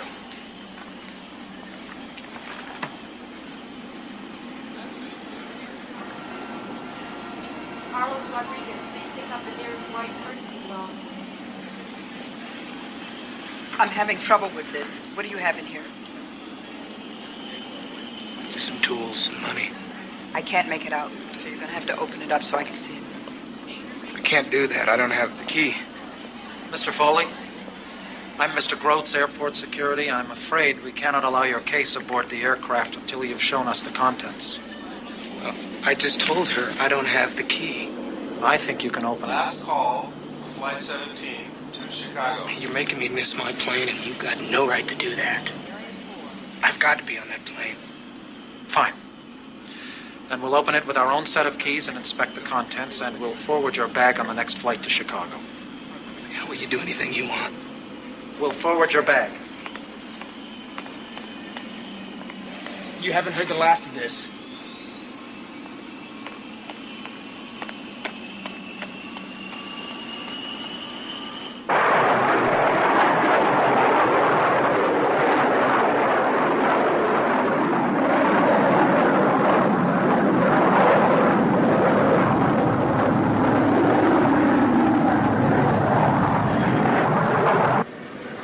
Grab bag.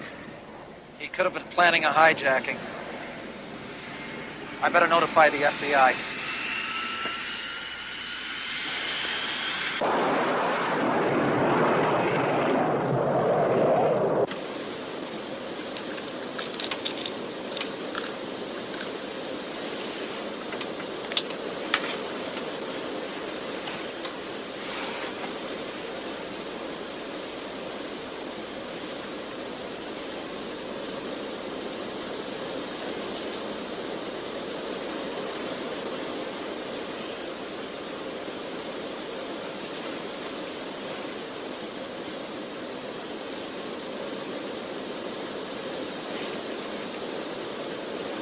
attendants, please.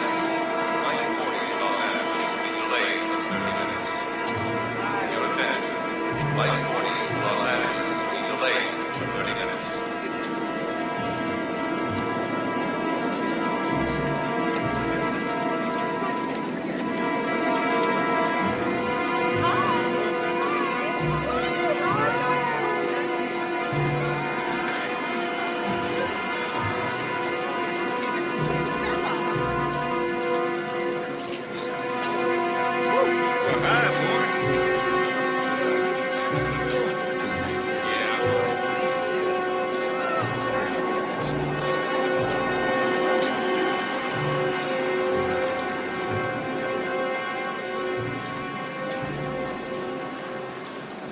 Excuse me, sir.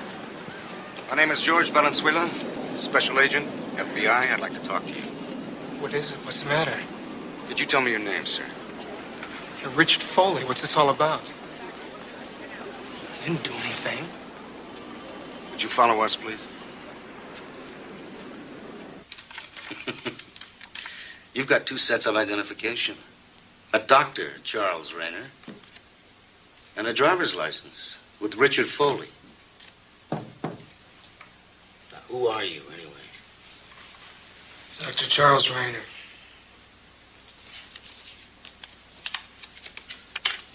Are you sure about that?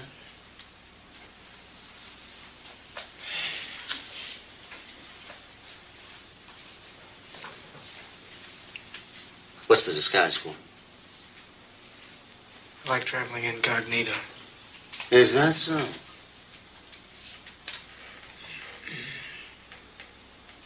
You mind if I take some of this clothing off? Oh, sure, go ahead.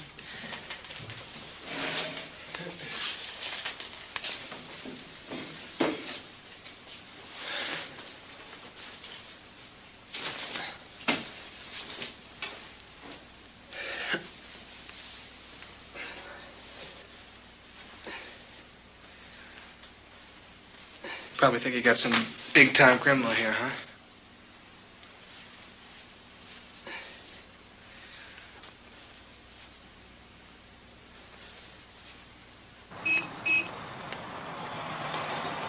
District Attorney's office, please hold.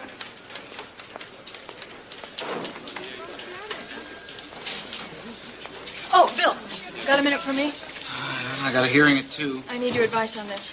Can we make it quick? Uh-huh. This is Sam Walton, alcohol, tobacco, and firearms. He's got something here I really think you should take a look at. Bill Garner, Chief Deputy Prosecutor. What's up? Some guy tried to get on a plane with a loaded weapon in his luggage without the carrier's permission. It could have been a hijack, but the FBI dropped the theory because the guy tried to check the bag to begin with. Where is he now? He's being held in Chicago. So? They'll just slap his wrists on the firearms violation and send him home. This guy had a lot of detailed surveillance notes on him, some of it in code. These digits are a local telephone number. We've got the address. My first thought was, the guy's some kind of a burglar. Yeah, so what's the big deal? Something bothers me about this. First of all, the guy's a medical doctor. Now look at this.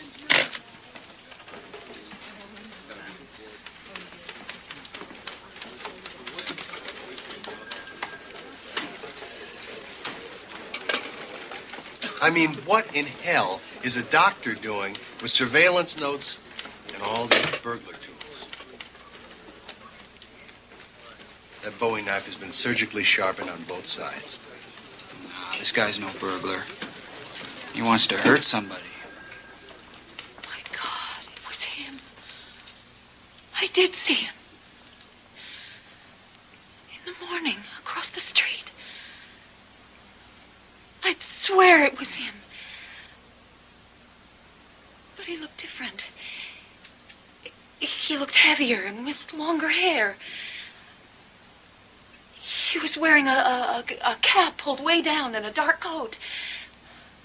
But even the way he looked, I know it was Charles. Did anything else happen? The call. I got a call. It was later in the morning, though. The phone rang around 9 a.m., and it was Charles. I know it. I know it was him. I know it. I know his voice, even though he was trying to disguise it. And you say you haven't seen him in a long time? No. That's right. Well, why do you suppose he was here in that disguise? Well, when we were married, he was always doing things to frighten me. You think he might have come here to kill you? Oh, he better not try. No! No!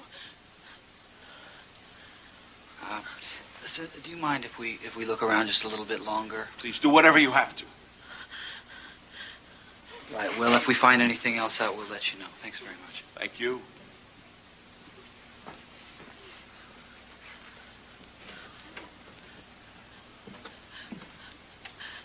What am I going to do? Let's get the lab boys out here and see what they can find. I've got this gut feeling that if we don't get something, she's going to get killed.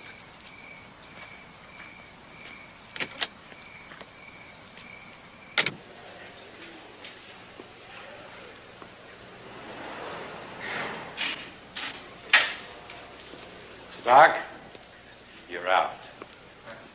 What'd I tell you? Thanks again for the advice, Doc. Well, you bet. You can pick up that ointment over the counter. You'll be rid of it in a week. I hope you straighten this all out. I will.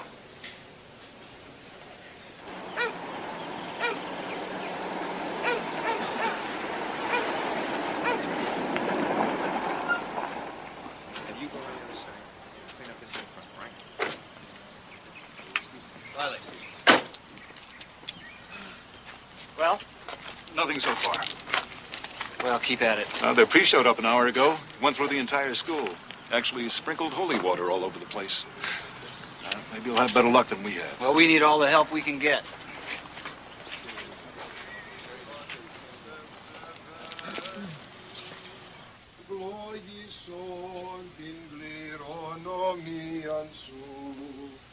Νίκας της ευσεβesi κατά βαρβάρων δωρούμενος, κατά βαρβάρων δωρούμενος.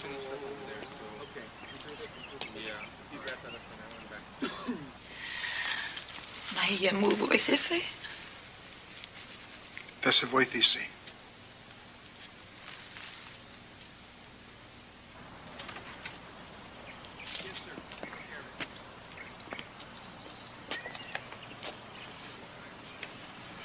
Thank you once again, Father. Hello. Mrs. Rayner, I need to talk to you. Please come in, Mr. Gardner.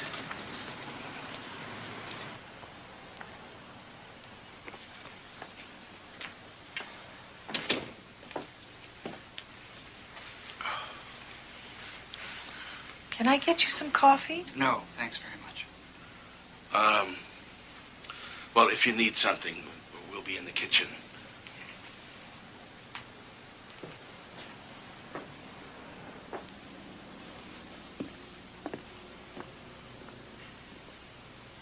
Did you find anything? No. I didn't think you would. If he just wanted to scare you, why do you suppose he ran away? That's the way he always played his games, to scare me. Mrs. Rayner, why aren't you telling me everything? We know he was here. And we know it was no game. Do you think this is going to be the end of it? I was hoping. Mrs. Rayner, he's been released from jail. And I'm going to put police surveillance around you here. It's my duty to protect you. I don't think there's anything you can do. He's too smart. You see, this is what I don't understand. Don't you want to stop him? I don't want to provoke him. When he gets angry, he can do terrible things. Like what kind of things? Things about a knife. And how to cut people. It's sickening. I need to know, Mrs. Rayner.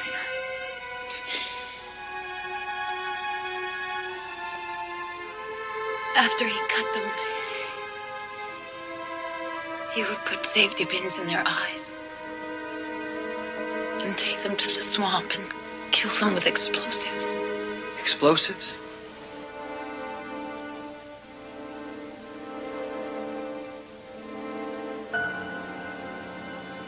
Did he ever mention to you what kind of explosives? They had to be small ones so he could stand close enough to watch. He said he'd use firecrackers. I spent 3 years trying to forget my marriage. I can't dredge this up again.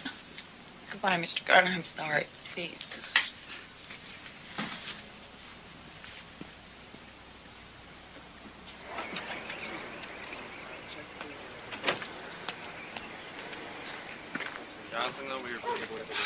We've been over every inch of the place. There's no sign of anything.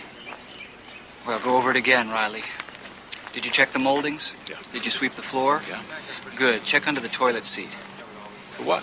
Fingerprints. Nobody ever thinks of looking there. Excuse me. Johnson, you go back to the car.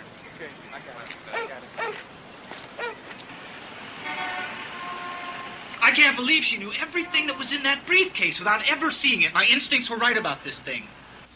We can't let this guy run around loose. Barbara, see if you can find some precedent to indict Dr. Charles Rayner. Look for anything on attempted murder, overt acts. How far you got to go to commit a crime? Right. Look, I've asked the U.S. Attorney's Office to keep you on the case. Fine. We're going to need federal assistance. So go to Boston. It's cold there. Yeah, I know it's cold there, but I want to know everything about Charles Rayner from the time he got to Boston. Go back at least 3 years. Good. And see if you can find Richard Foley. He's back there someplace. You got it.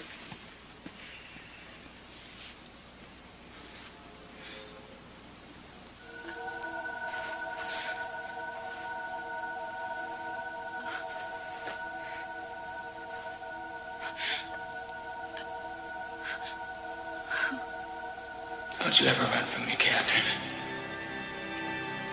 I'd see you dead first.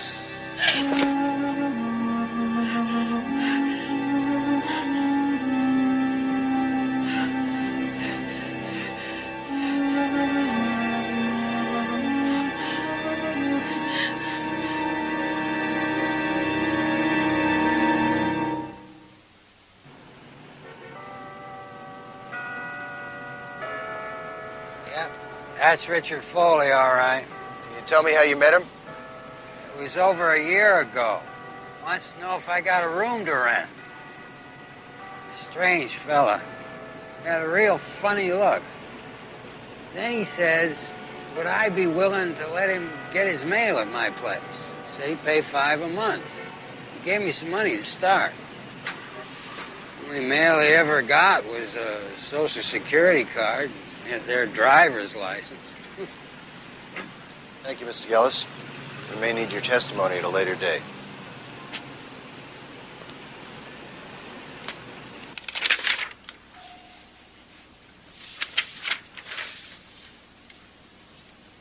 You forgot something. What? The dog vomit. You've got to be kidding. Did you get it? No. We'll go out and dig up at least 3 inches of soil. Come on, nobody's this perfect. There's got to be something that ties him to that house.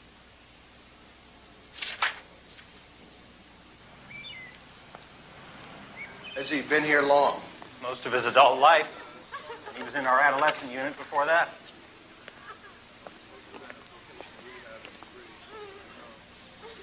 This is Richard Foley.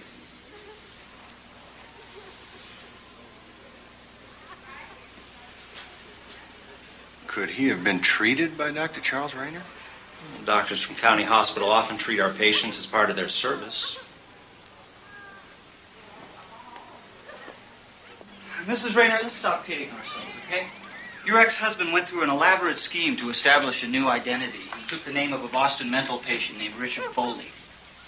He attended a medical convention in Chicago just before he came here. He established a perfect alibi. Now, he wouldn't have gone through all that trouble just to frighten you. He came here to kill you.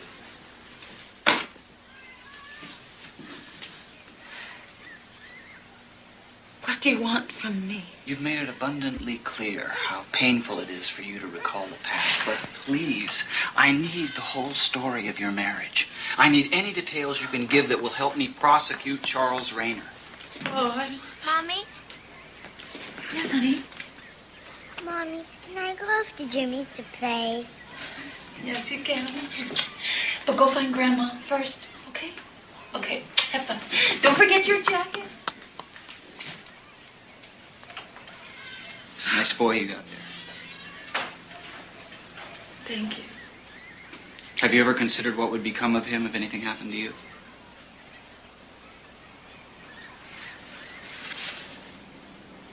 This is my private number.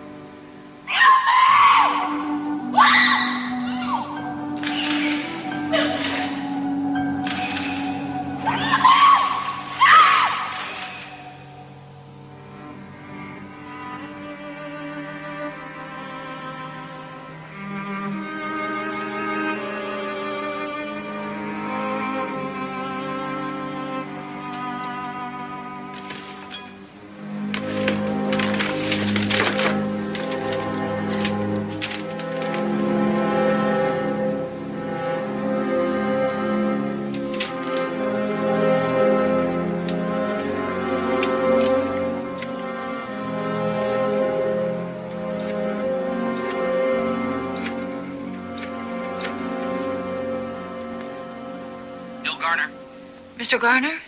Yes. Catherine Rayner. I have something for you.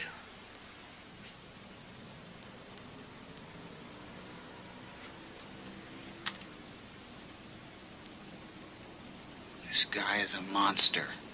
Well, maybe this will nail him. I found an old California case, 1948.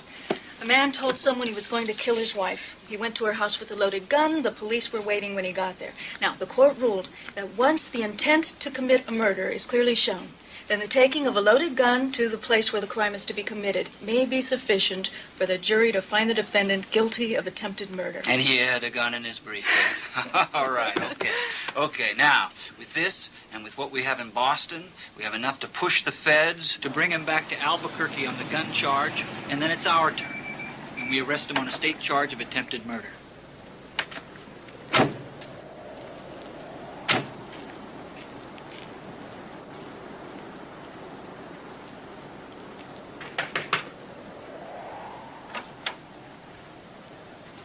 Morning, ma'am. I'm from the Bureau of Alcohol, Tobacco, and Firearms. I'm looking for Dr. Charles Rayner. Better come in before you freeze. Thank you.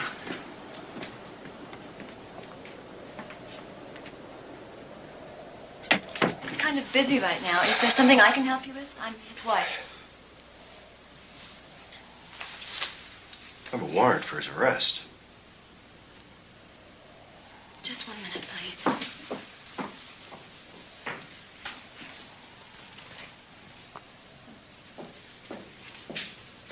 Charles.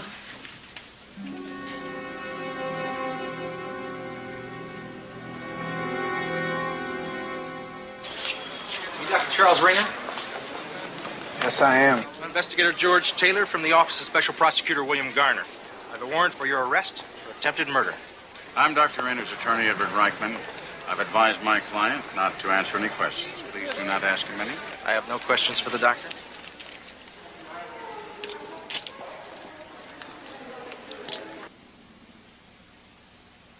They got him behind bars. Not for long. He'll get out. Hello, Mother. You're too thin.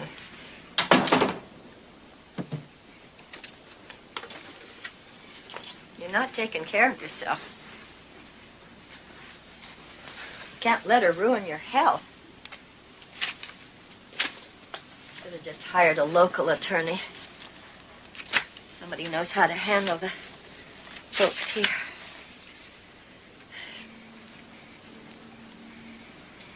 I warned you. I told you not to marry her. You weren't ready for marriage. Now you've got a new wife. And you're not prepared for her either. Well, then, I'll do whatever I have to do.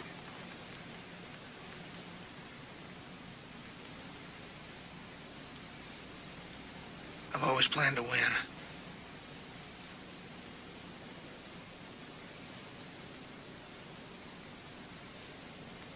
I'd like to have a nice little office like this. Get down to some real old-fashioned legal work. Try attempted murder. We don't have to get into that yet. I think Rayner is in dire need of psychiatric care. Bill, you're not going to push me into an insanity plea. He's a prominent doctor, respected member of the community. The man's innocent. Okay, let's cut the bull, Counselor, shall we? And get down to it.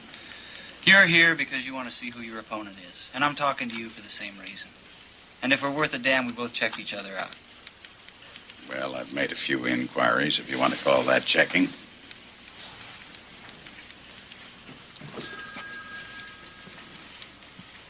I think your guy is an animal. Dangerous as hell, so there's not going to be any plea agreement. You and I are going to court. Without establishing the presence of some implement of the intended crime, you are frankly wasting our very expensive time. Do you know what he had in that briefcase? Oh, I know what he had in that briefcase. But he never had the briefcase with him when he was capable of using the contents against Catherine Rayner. What do you mean he never had it? When he got to Albuquerque, apparently it was lost and he didn't get it back until the following morning. A few minutes, as I understand it, just before he boarded his flight. Check it out for yourself. Bill, if I were you, I'd rethink your case. Dismiss it before it goes any further. You don't want to go to court on this. See you later. All right. Reichman? Excuse me.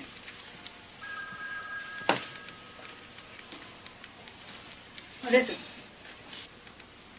Well, Reichman claims that Rayner never had the briefcase with him in Albuquerque. It was lost. If that's true, we have no case. I'll bet everything I own that he had it with him that night. Okay. How are we going to find out? You're completely relaxed. When this is over, I'll count to 3 and snap my fingers. And you'll be completely alert. She's under. Now talk slowly and stick to the briefcase. Nothing about the marriage. Repression is their safety mechanism. Go ahead.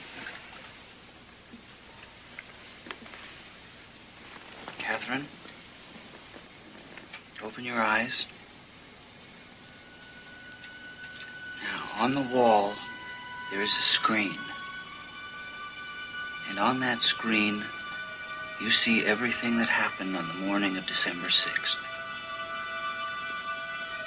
Now, what do you see in the street?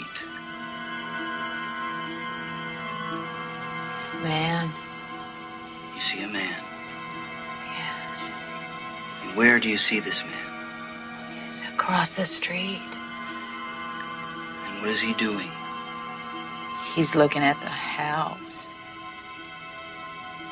What kind of clothing does he have on? He's wearing a sort of a...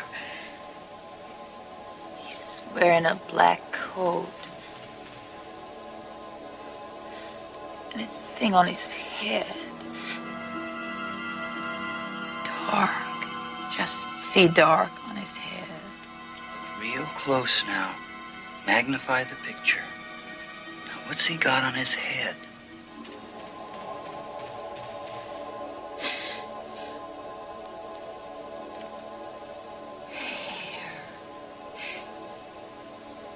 Dark brown hair. Okay, that's very good, Catherine. Now, I want you to change the focus, just like if you had a camera. I want you to go down to the man's hand and make everything clear, very clear. What do you see? It's not right. Something's not right. It's broken. What's broken? The handle is not sticking upright. The handle of what? Of that case. The handle of that briefcase.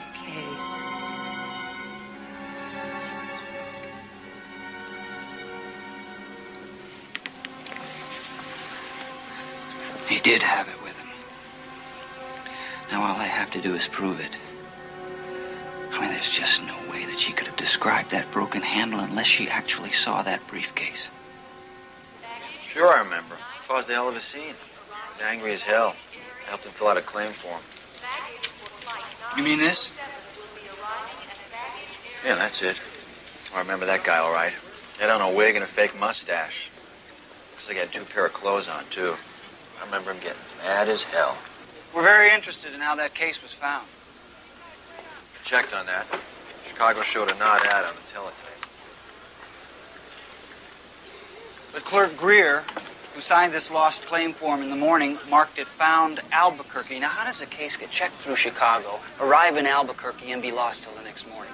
Happens all the time. I mean, there's no way to check on how a bag is found. Nope. Detailed records usually aren't kept when a piece of luggage shows up after it's been lost. Thanks. Everything we've got keeps proving your ex-husband's innocence. None of the hair or fibers we found in the school match Charles' wig or clothing. We still haven't gotten confirmation from the lab that he poisoned the dog. And we can't prove that he had the briefcase with him. I mean, they might feel sorry for him and give me a judicial reprimand. What are you trying to tell me? You're our only solid witness. I'm counting on your testimony. You mean on a witness stand? It's now or never if you want to put him away. I can't be in the same room with him. Just tell the truth. What if they don't believe me? I won't be able to speak. Catherine, I'll make sure you can. I brought you here so you know what to expect.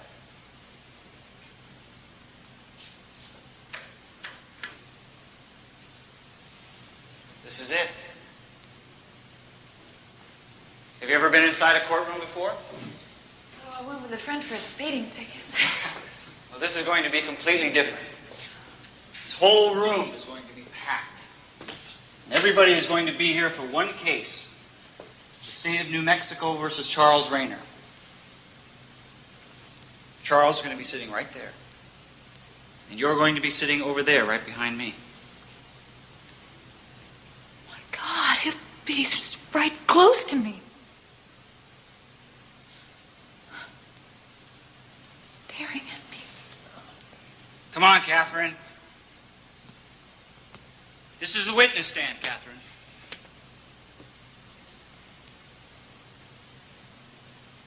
Now, when he's on the stand, he's going to be looking right at you. Staring right through you, just like you said he would. And when you're on the stand, he's going to be doing the same thing, figuring you're not going to be able to take it. Don't break his stare.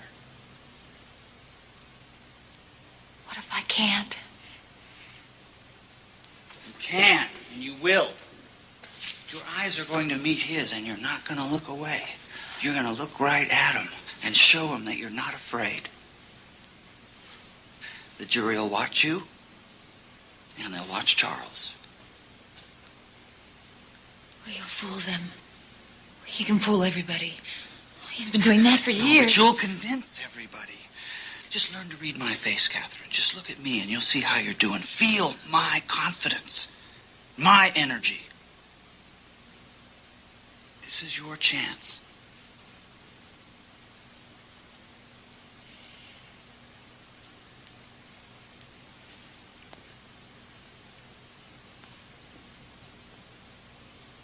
Is there anything anything else in this case but me? Are you relying only on me? No. We have something else now. We have a match on both the drugs.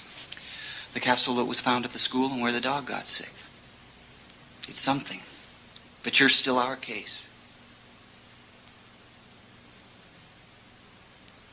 Charles will be sitting right there. And you're going to stand up to him. And put him where he belongs.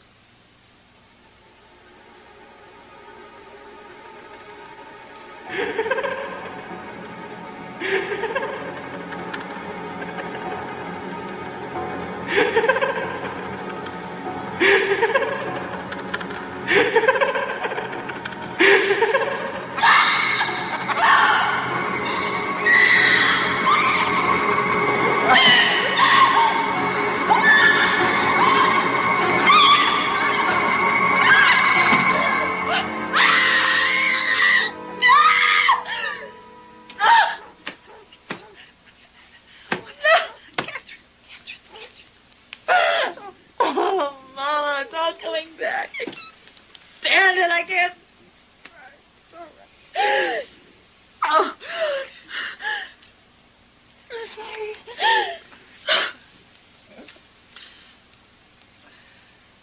This is going to be one of the most fascinating cases to be tried at the Bernalillo County Courthouse in some time.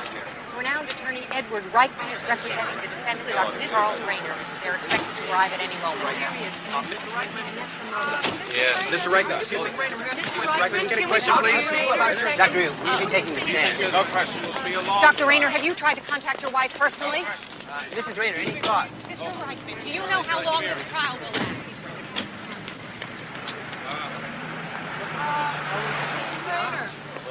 Right now we have Mrs. Rayner is coming. Can we get a picture of you, please? Mr. Garner, the indictment on the intent to kill suggests a real uphill battle. Can you comment? You know I can't comment on any of that stuff before the trial is over, or at least in progress. Mrs. Rayner, has your... Mr. Reichman. I feel great about it. Do you have any idea how long this trial will take? What about your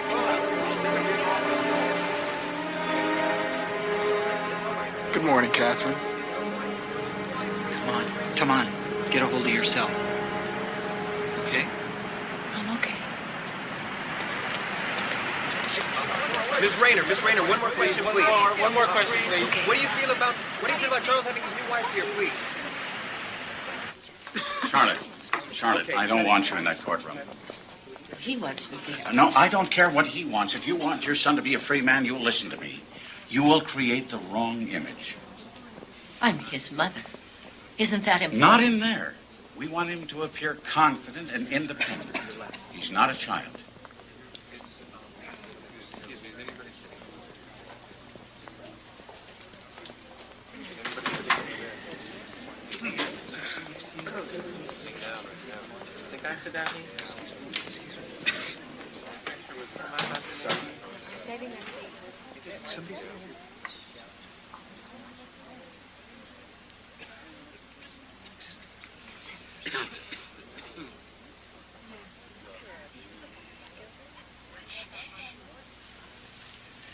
Now, in a case like this, because the victim was not assaulted or stabbed or anything else, I must prove to you what the defendant intended.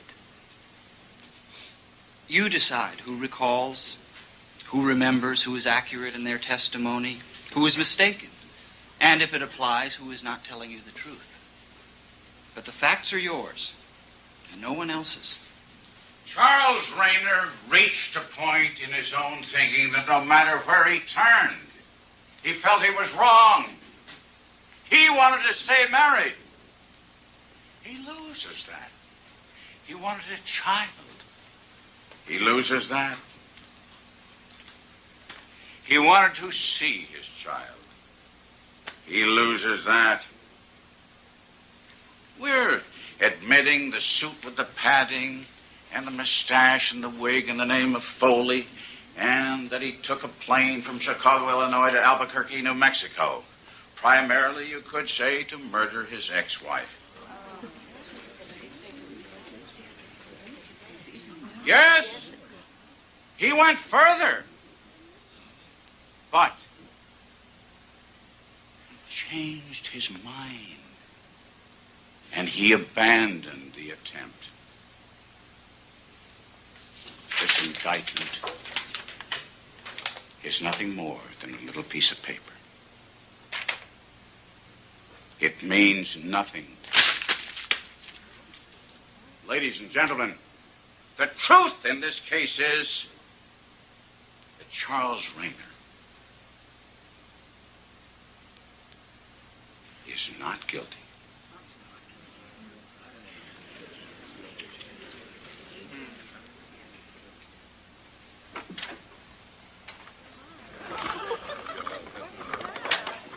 I take it that is not, in fact, your first witness. No, Your Honor. That, with your permission, is State's Exhibit number 1.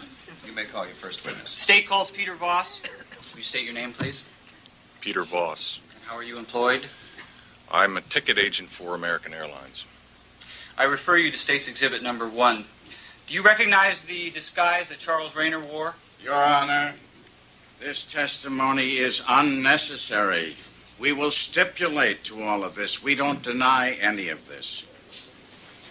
He's conceding everything? It's okay. I know what he's doing. And did you call the dog then, Mr. Libanos? I say, what's the matter, Zacco? You don't feel good today. And I see that I forgot to put water in his bucket. On the way, I saw the vomit on the ground, and I said to myself, that's the reason that the dog was sick. Are you sure you saw that day, the 6th? Yes, sir. And did you look around? I saw footsteps, and I think it must be tennis shoes because it's got marks. And where were those footprints? Right in front of my carport. Okay.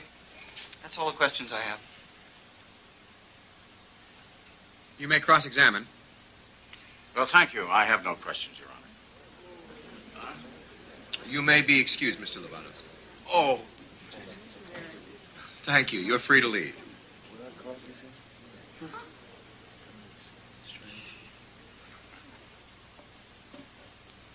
Did you ever examine any trash sweepings? Yes, I did. And did you find any capsules in the sweepings? Yes, sir. I located a capsule. And what did you do with the capsule? I retained it until I turned the vomitus over to the laboratory doctor, and when I turned the vomitus over to him, I also gave him the capsule. Ladies and gentlemen, considering the late hour, we'll stand in recess at this time. We'll start tomorrow at 10:30. Mr. Garner, who will your witness be at this time? I'll call Catherine Rayner, Your Honor.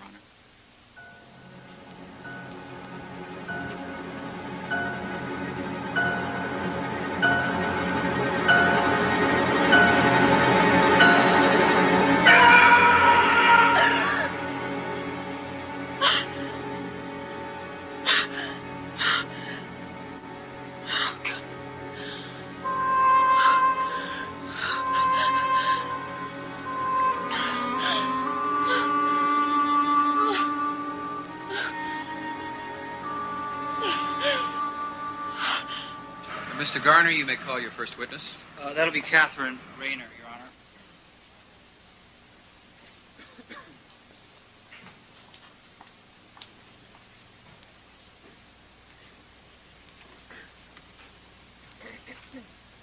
Would you tell us your name, please? Catherine Rayner. Mrs. Rayner, you're going to have to keep your voice up.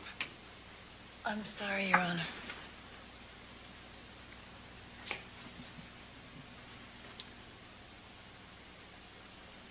Is Charles Rayner seated in the court today? Yes. Would you point him out for the jury, please?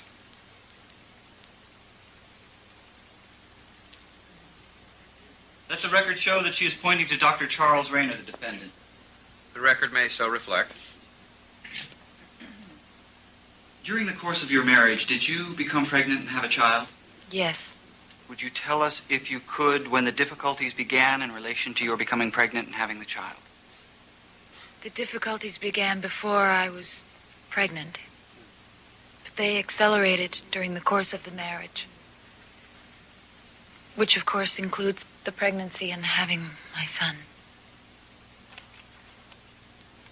He became more distant and began treating me more like an object than a wife. More like a photographic object. And was there anything unusual about Charles' photography? It became more than a hobby. I don't think it would be wrong to say that it was an obsession. Objection. Witness is not an expert. Sustained. Did he ever take pictures of you? Yes.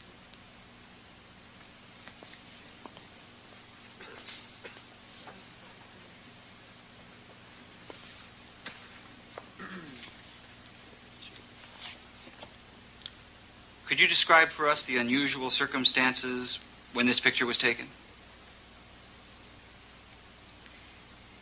He put a paperweight over the lens.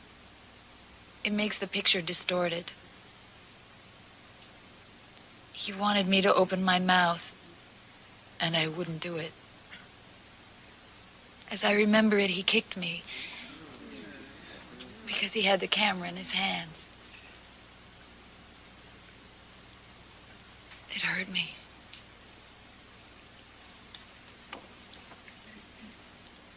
And after the incident, what was Charles' reaction? He laughed.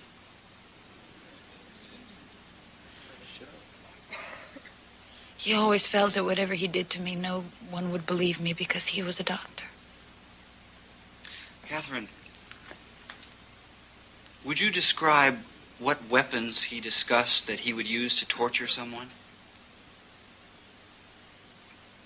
Yes, there was a knife that my husband had before our marriage. It was about this big. Sometimes he would say that he could de-gut a person, is the word he used, by pushing in like that and going up in one move.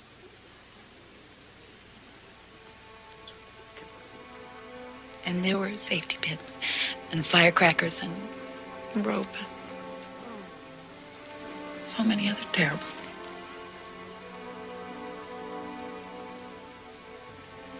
Would you please relate the cat incident to us, please? We had a new kitten. It scratched Charles on the face and it ran away. Charles got angry because the cat hid when he called it. He moved the bed and grabbed the cat and threw it against the wall. That cat never walked right after that. Afterwards, he said to me, I can't stand it when anything runs from me. Don't you ever run from me. I'd see you dead first.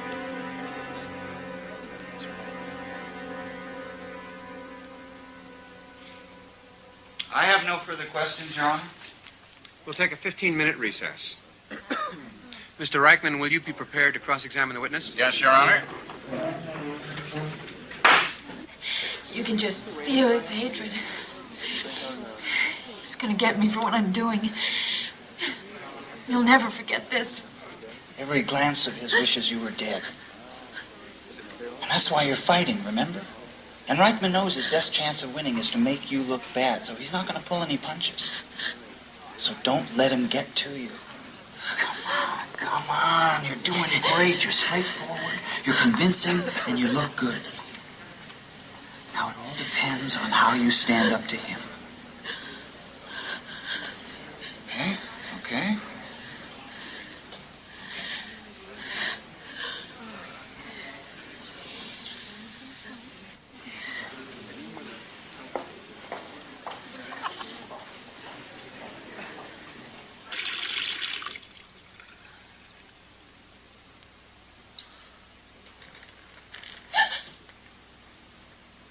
You're in for a rude awakening.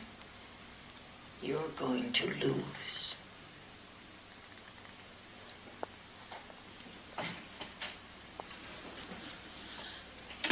Mrs. Rayner, when you told your husband that you were going to Albuquerque only for the purpose of seeing your ailing father, you were lying, weren't you? Objection. Sustained. Let me say that you intended to fool him. so that you could run away with your child. Is that correct? Yes. You have stated that you hosted a local children's TV show? Yes, for almost 2 years. You learned to act pretty good. I taught.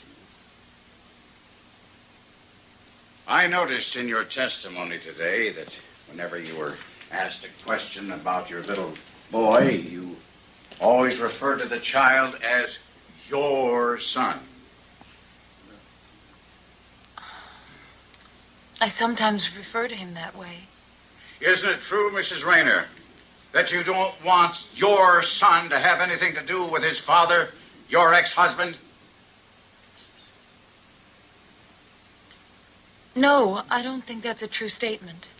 Did you ever go or say, let's see a doctor? There's got to be something wrong with you. You've got to be out of your mind to be talking like this.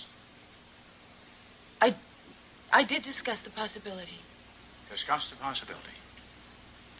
Here you are, married to a screwball who cripples cats, takes bizarre photographs, suggests torture. My God, Mrs. Rayner. At your age, with your education, wouldn't a rational person packed up after he went off to work and scooted out of the house? Mr. Reichman, I think I am a rational person. Uh-huh. But I think I need to explain some of the other things that made me feel this way. I was very subjugated, and I kept under my husband's, I don't want to say domineering personality, that's not the right word. But he had like a psychological hold on me. And he worked on this too. I was very afraid of him.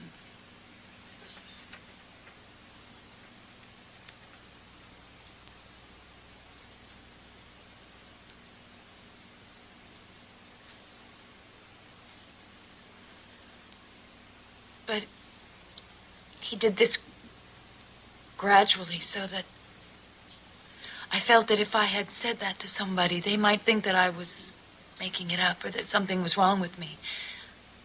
Because he's a doctor, right? And he's practicing, so who's going to believe me if I didn't have any proof? When you say that he had a psychological hold over you, what did he do? Did he hypnotize you or something? No, I don't mean that. I mean that is one facet of his personality. He's very good at finding out what makes people tick and how to have a psychological hold on you. Very good at it. Mrs. Rayner, if all this is true as you say, tell us what difference it could have made to you, whether somebody else believed you or not, when it came to protecting your life or your child's life.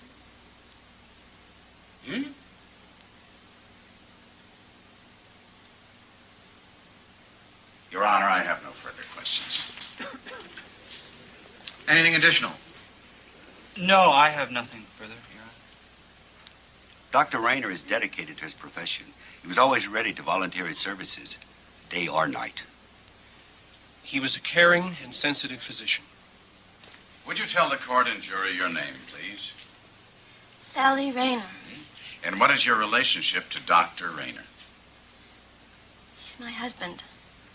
Do you have children by your first husband, Sally? Yes, I do. Would you tell the jury their names and ages, please? Mary Ann is 7, and Patricia's 5. Now, following your marriage, did Dr. Rayner adopt your daughters? Yes, he did. Whose idea was that? That was Charles' idea. Now, would you tell the jury what kind of father Charles has been to your daughters?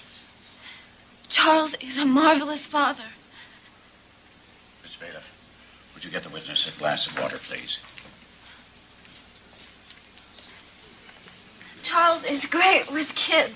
You just take your time answering the questions, and if you get to the point where you want to recess, you just tell me, and I'll see that you get a rest. They literally worship the ground the man walks on. He does everything he can in his spare time to be with them and do things with all of us. After your marriage, did you notice any change in Charles' personality?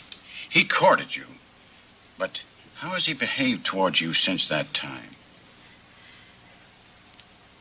To be honest with you, I went through a very difficult divorce before. And Charles had been my Rock of Gibraltar. He's my entire life. Have you ever observed Charles fly into a rage? Never.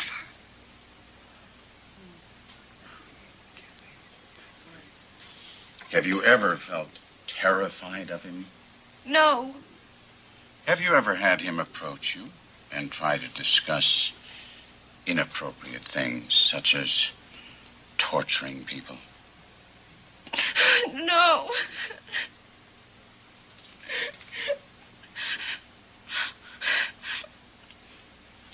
God, is she hurting us?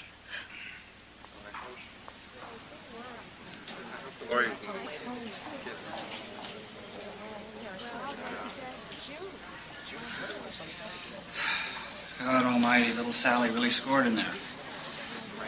She makes it seem like I'm lying, like I'm crazy. Don't worry. It doesn't mean the jury didn't believe you. Charles testifies next. What if they believe him? But you left Chicago fully intending to do away with your wife. Is that right? Yes. Can you tell the jury why you determined at that time to kill your wife, your ex-wife? I think I was on the verge of a nervous breakdown. About what? About my son. About how to handle the situation. Catherine was inflexible. She was determined that I wasn't ever going to bring my son into contact with my family, my new family. I refer to State's Exhibit 28.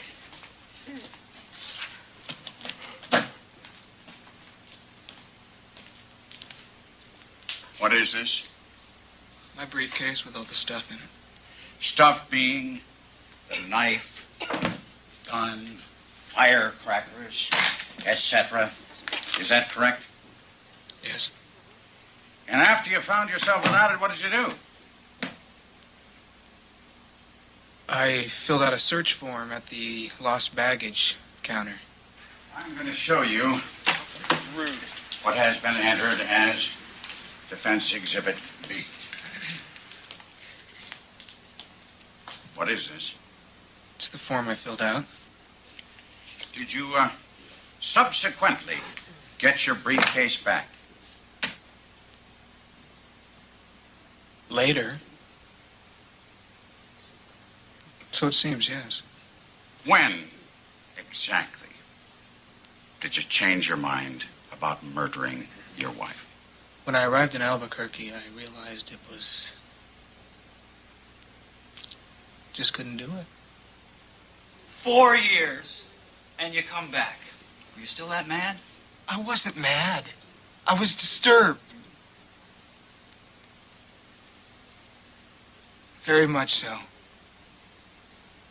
This is not a vengeance. This is not a vendetta sort of thing at all. Just an elimination? Yeah, that's precisely what it was.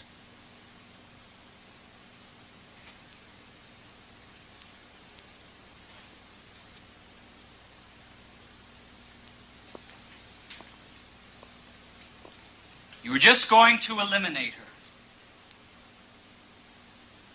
Yes. Okay. Let's talk about the briefcase. Now, what What would prevent you from getting in, getting off the airplane, going to the baggage department, picking up your case, putting it someplace, and then saying, I lost it?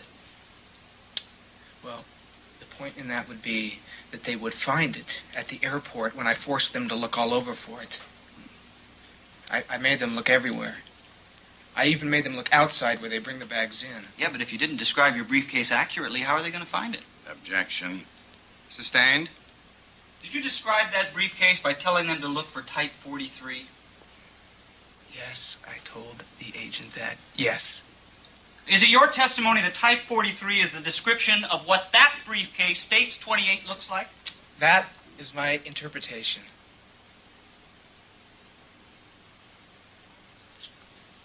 Well, there are probably, and you'd agree with me on this, 30 places that you could put a briefcase and claim it was lost in that airport alone.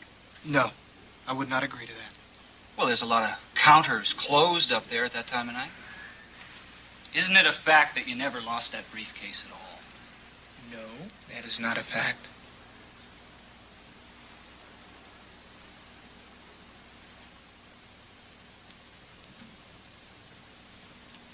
I have no more questions for the defendant. Your Honor, at this time, the defense rests. Due to the late hour, we will not proceed with final argument until 10 a.m. tomorrow. The admonition previously given to the jury remains in effect.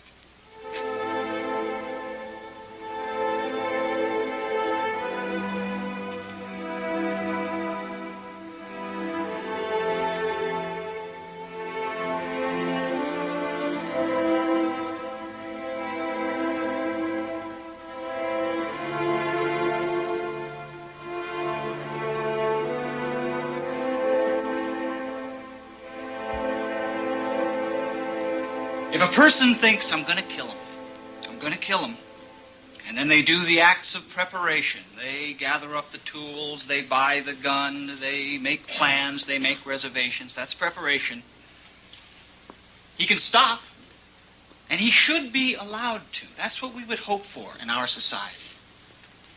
All of us reach that point at some time where we think of something, and then we think, well, this is ridiculous. This is asinine.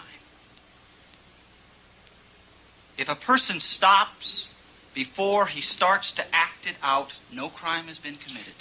But if he is forced to stop, then that is no excuse. The law does not reward the unsuccessful criminal. Now just consider, if you would, please. What would have happened if that little dog hadn't barked and woken that family up?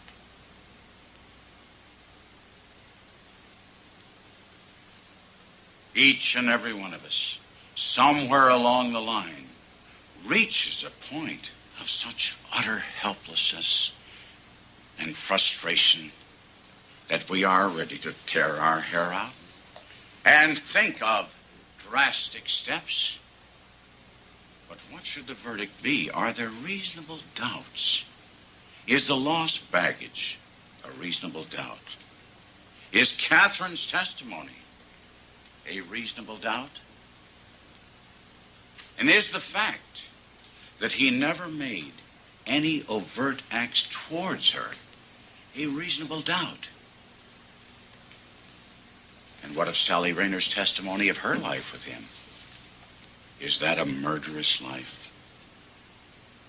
Is that a life consistent to what was testified to by Catherine Rayner? Ladies and gentlemen of the jury, the decision is yours. In the crime of attempted murder, a necessary fact to be proved is the existence in the mind of the defendant of the specific intent to kill. And unless such intent to kill so exists, that crime has not been committed. The defendant is not on trial for any act or conduct not alleged in the indictment.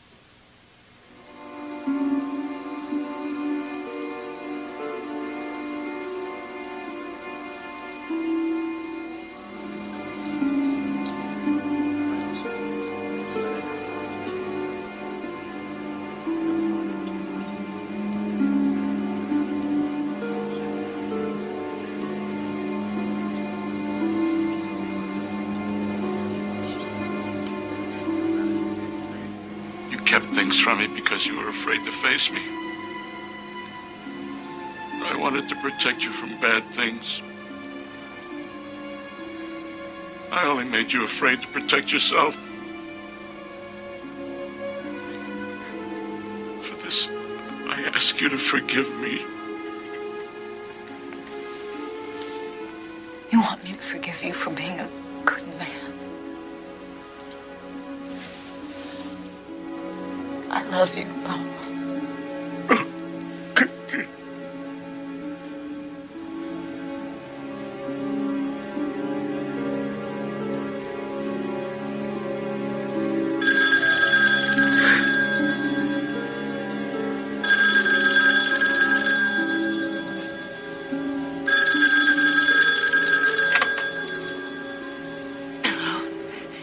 Catherine, the jury's come in. They've reached a verdict. You should be here. I'll be right down.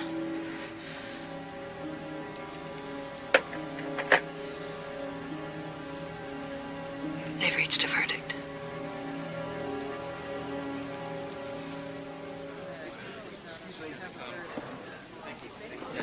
Excuse me, would you?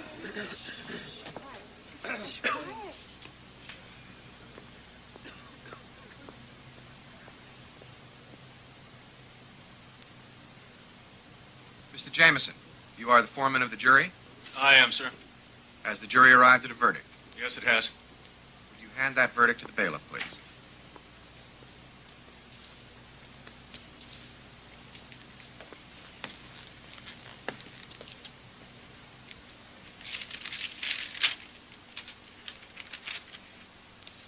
We, the jury, duly impaneled and sworn in the above entitled action, upon our oaths do find the defendant, Charles Rayner, guilty of the crime of attempted murder, second degree, as charged in the indictment. Your Honor, in light of the conviction and due to the seriousness of the offense, I request that the defendant be taken into custody. So ordered.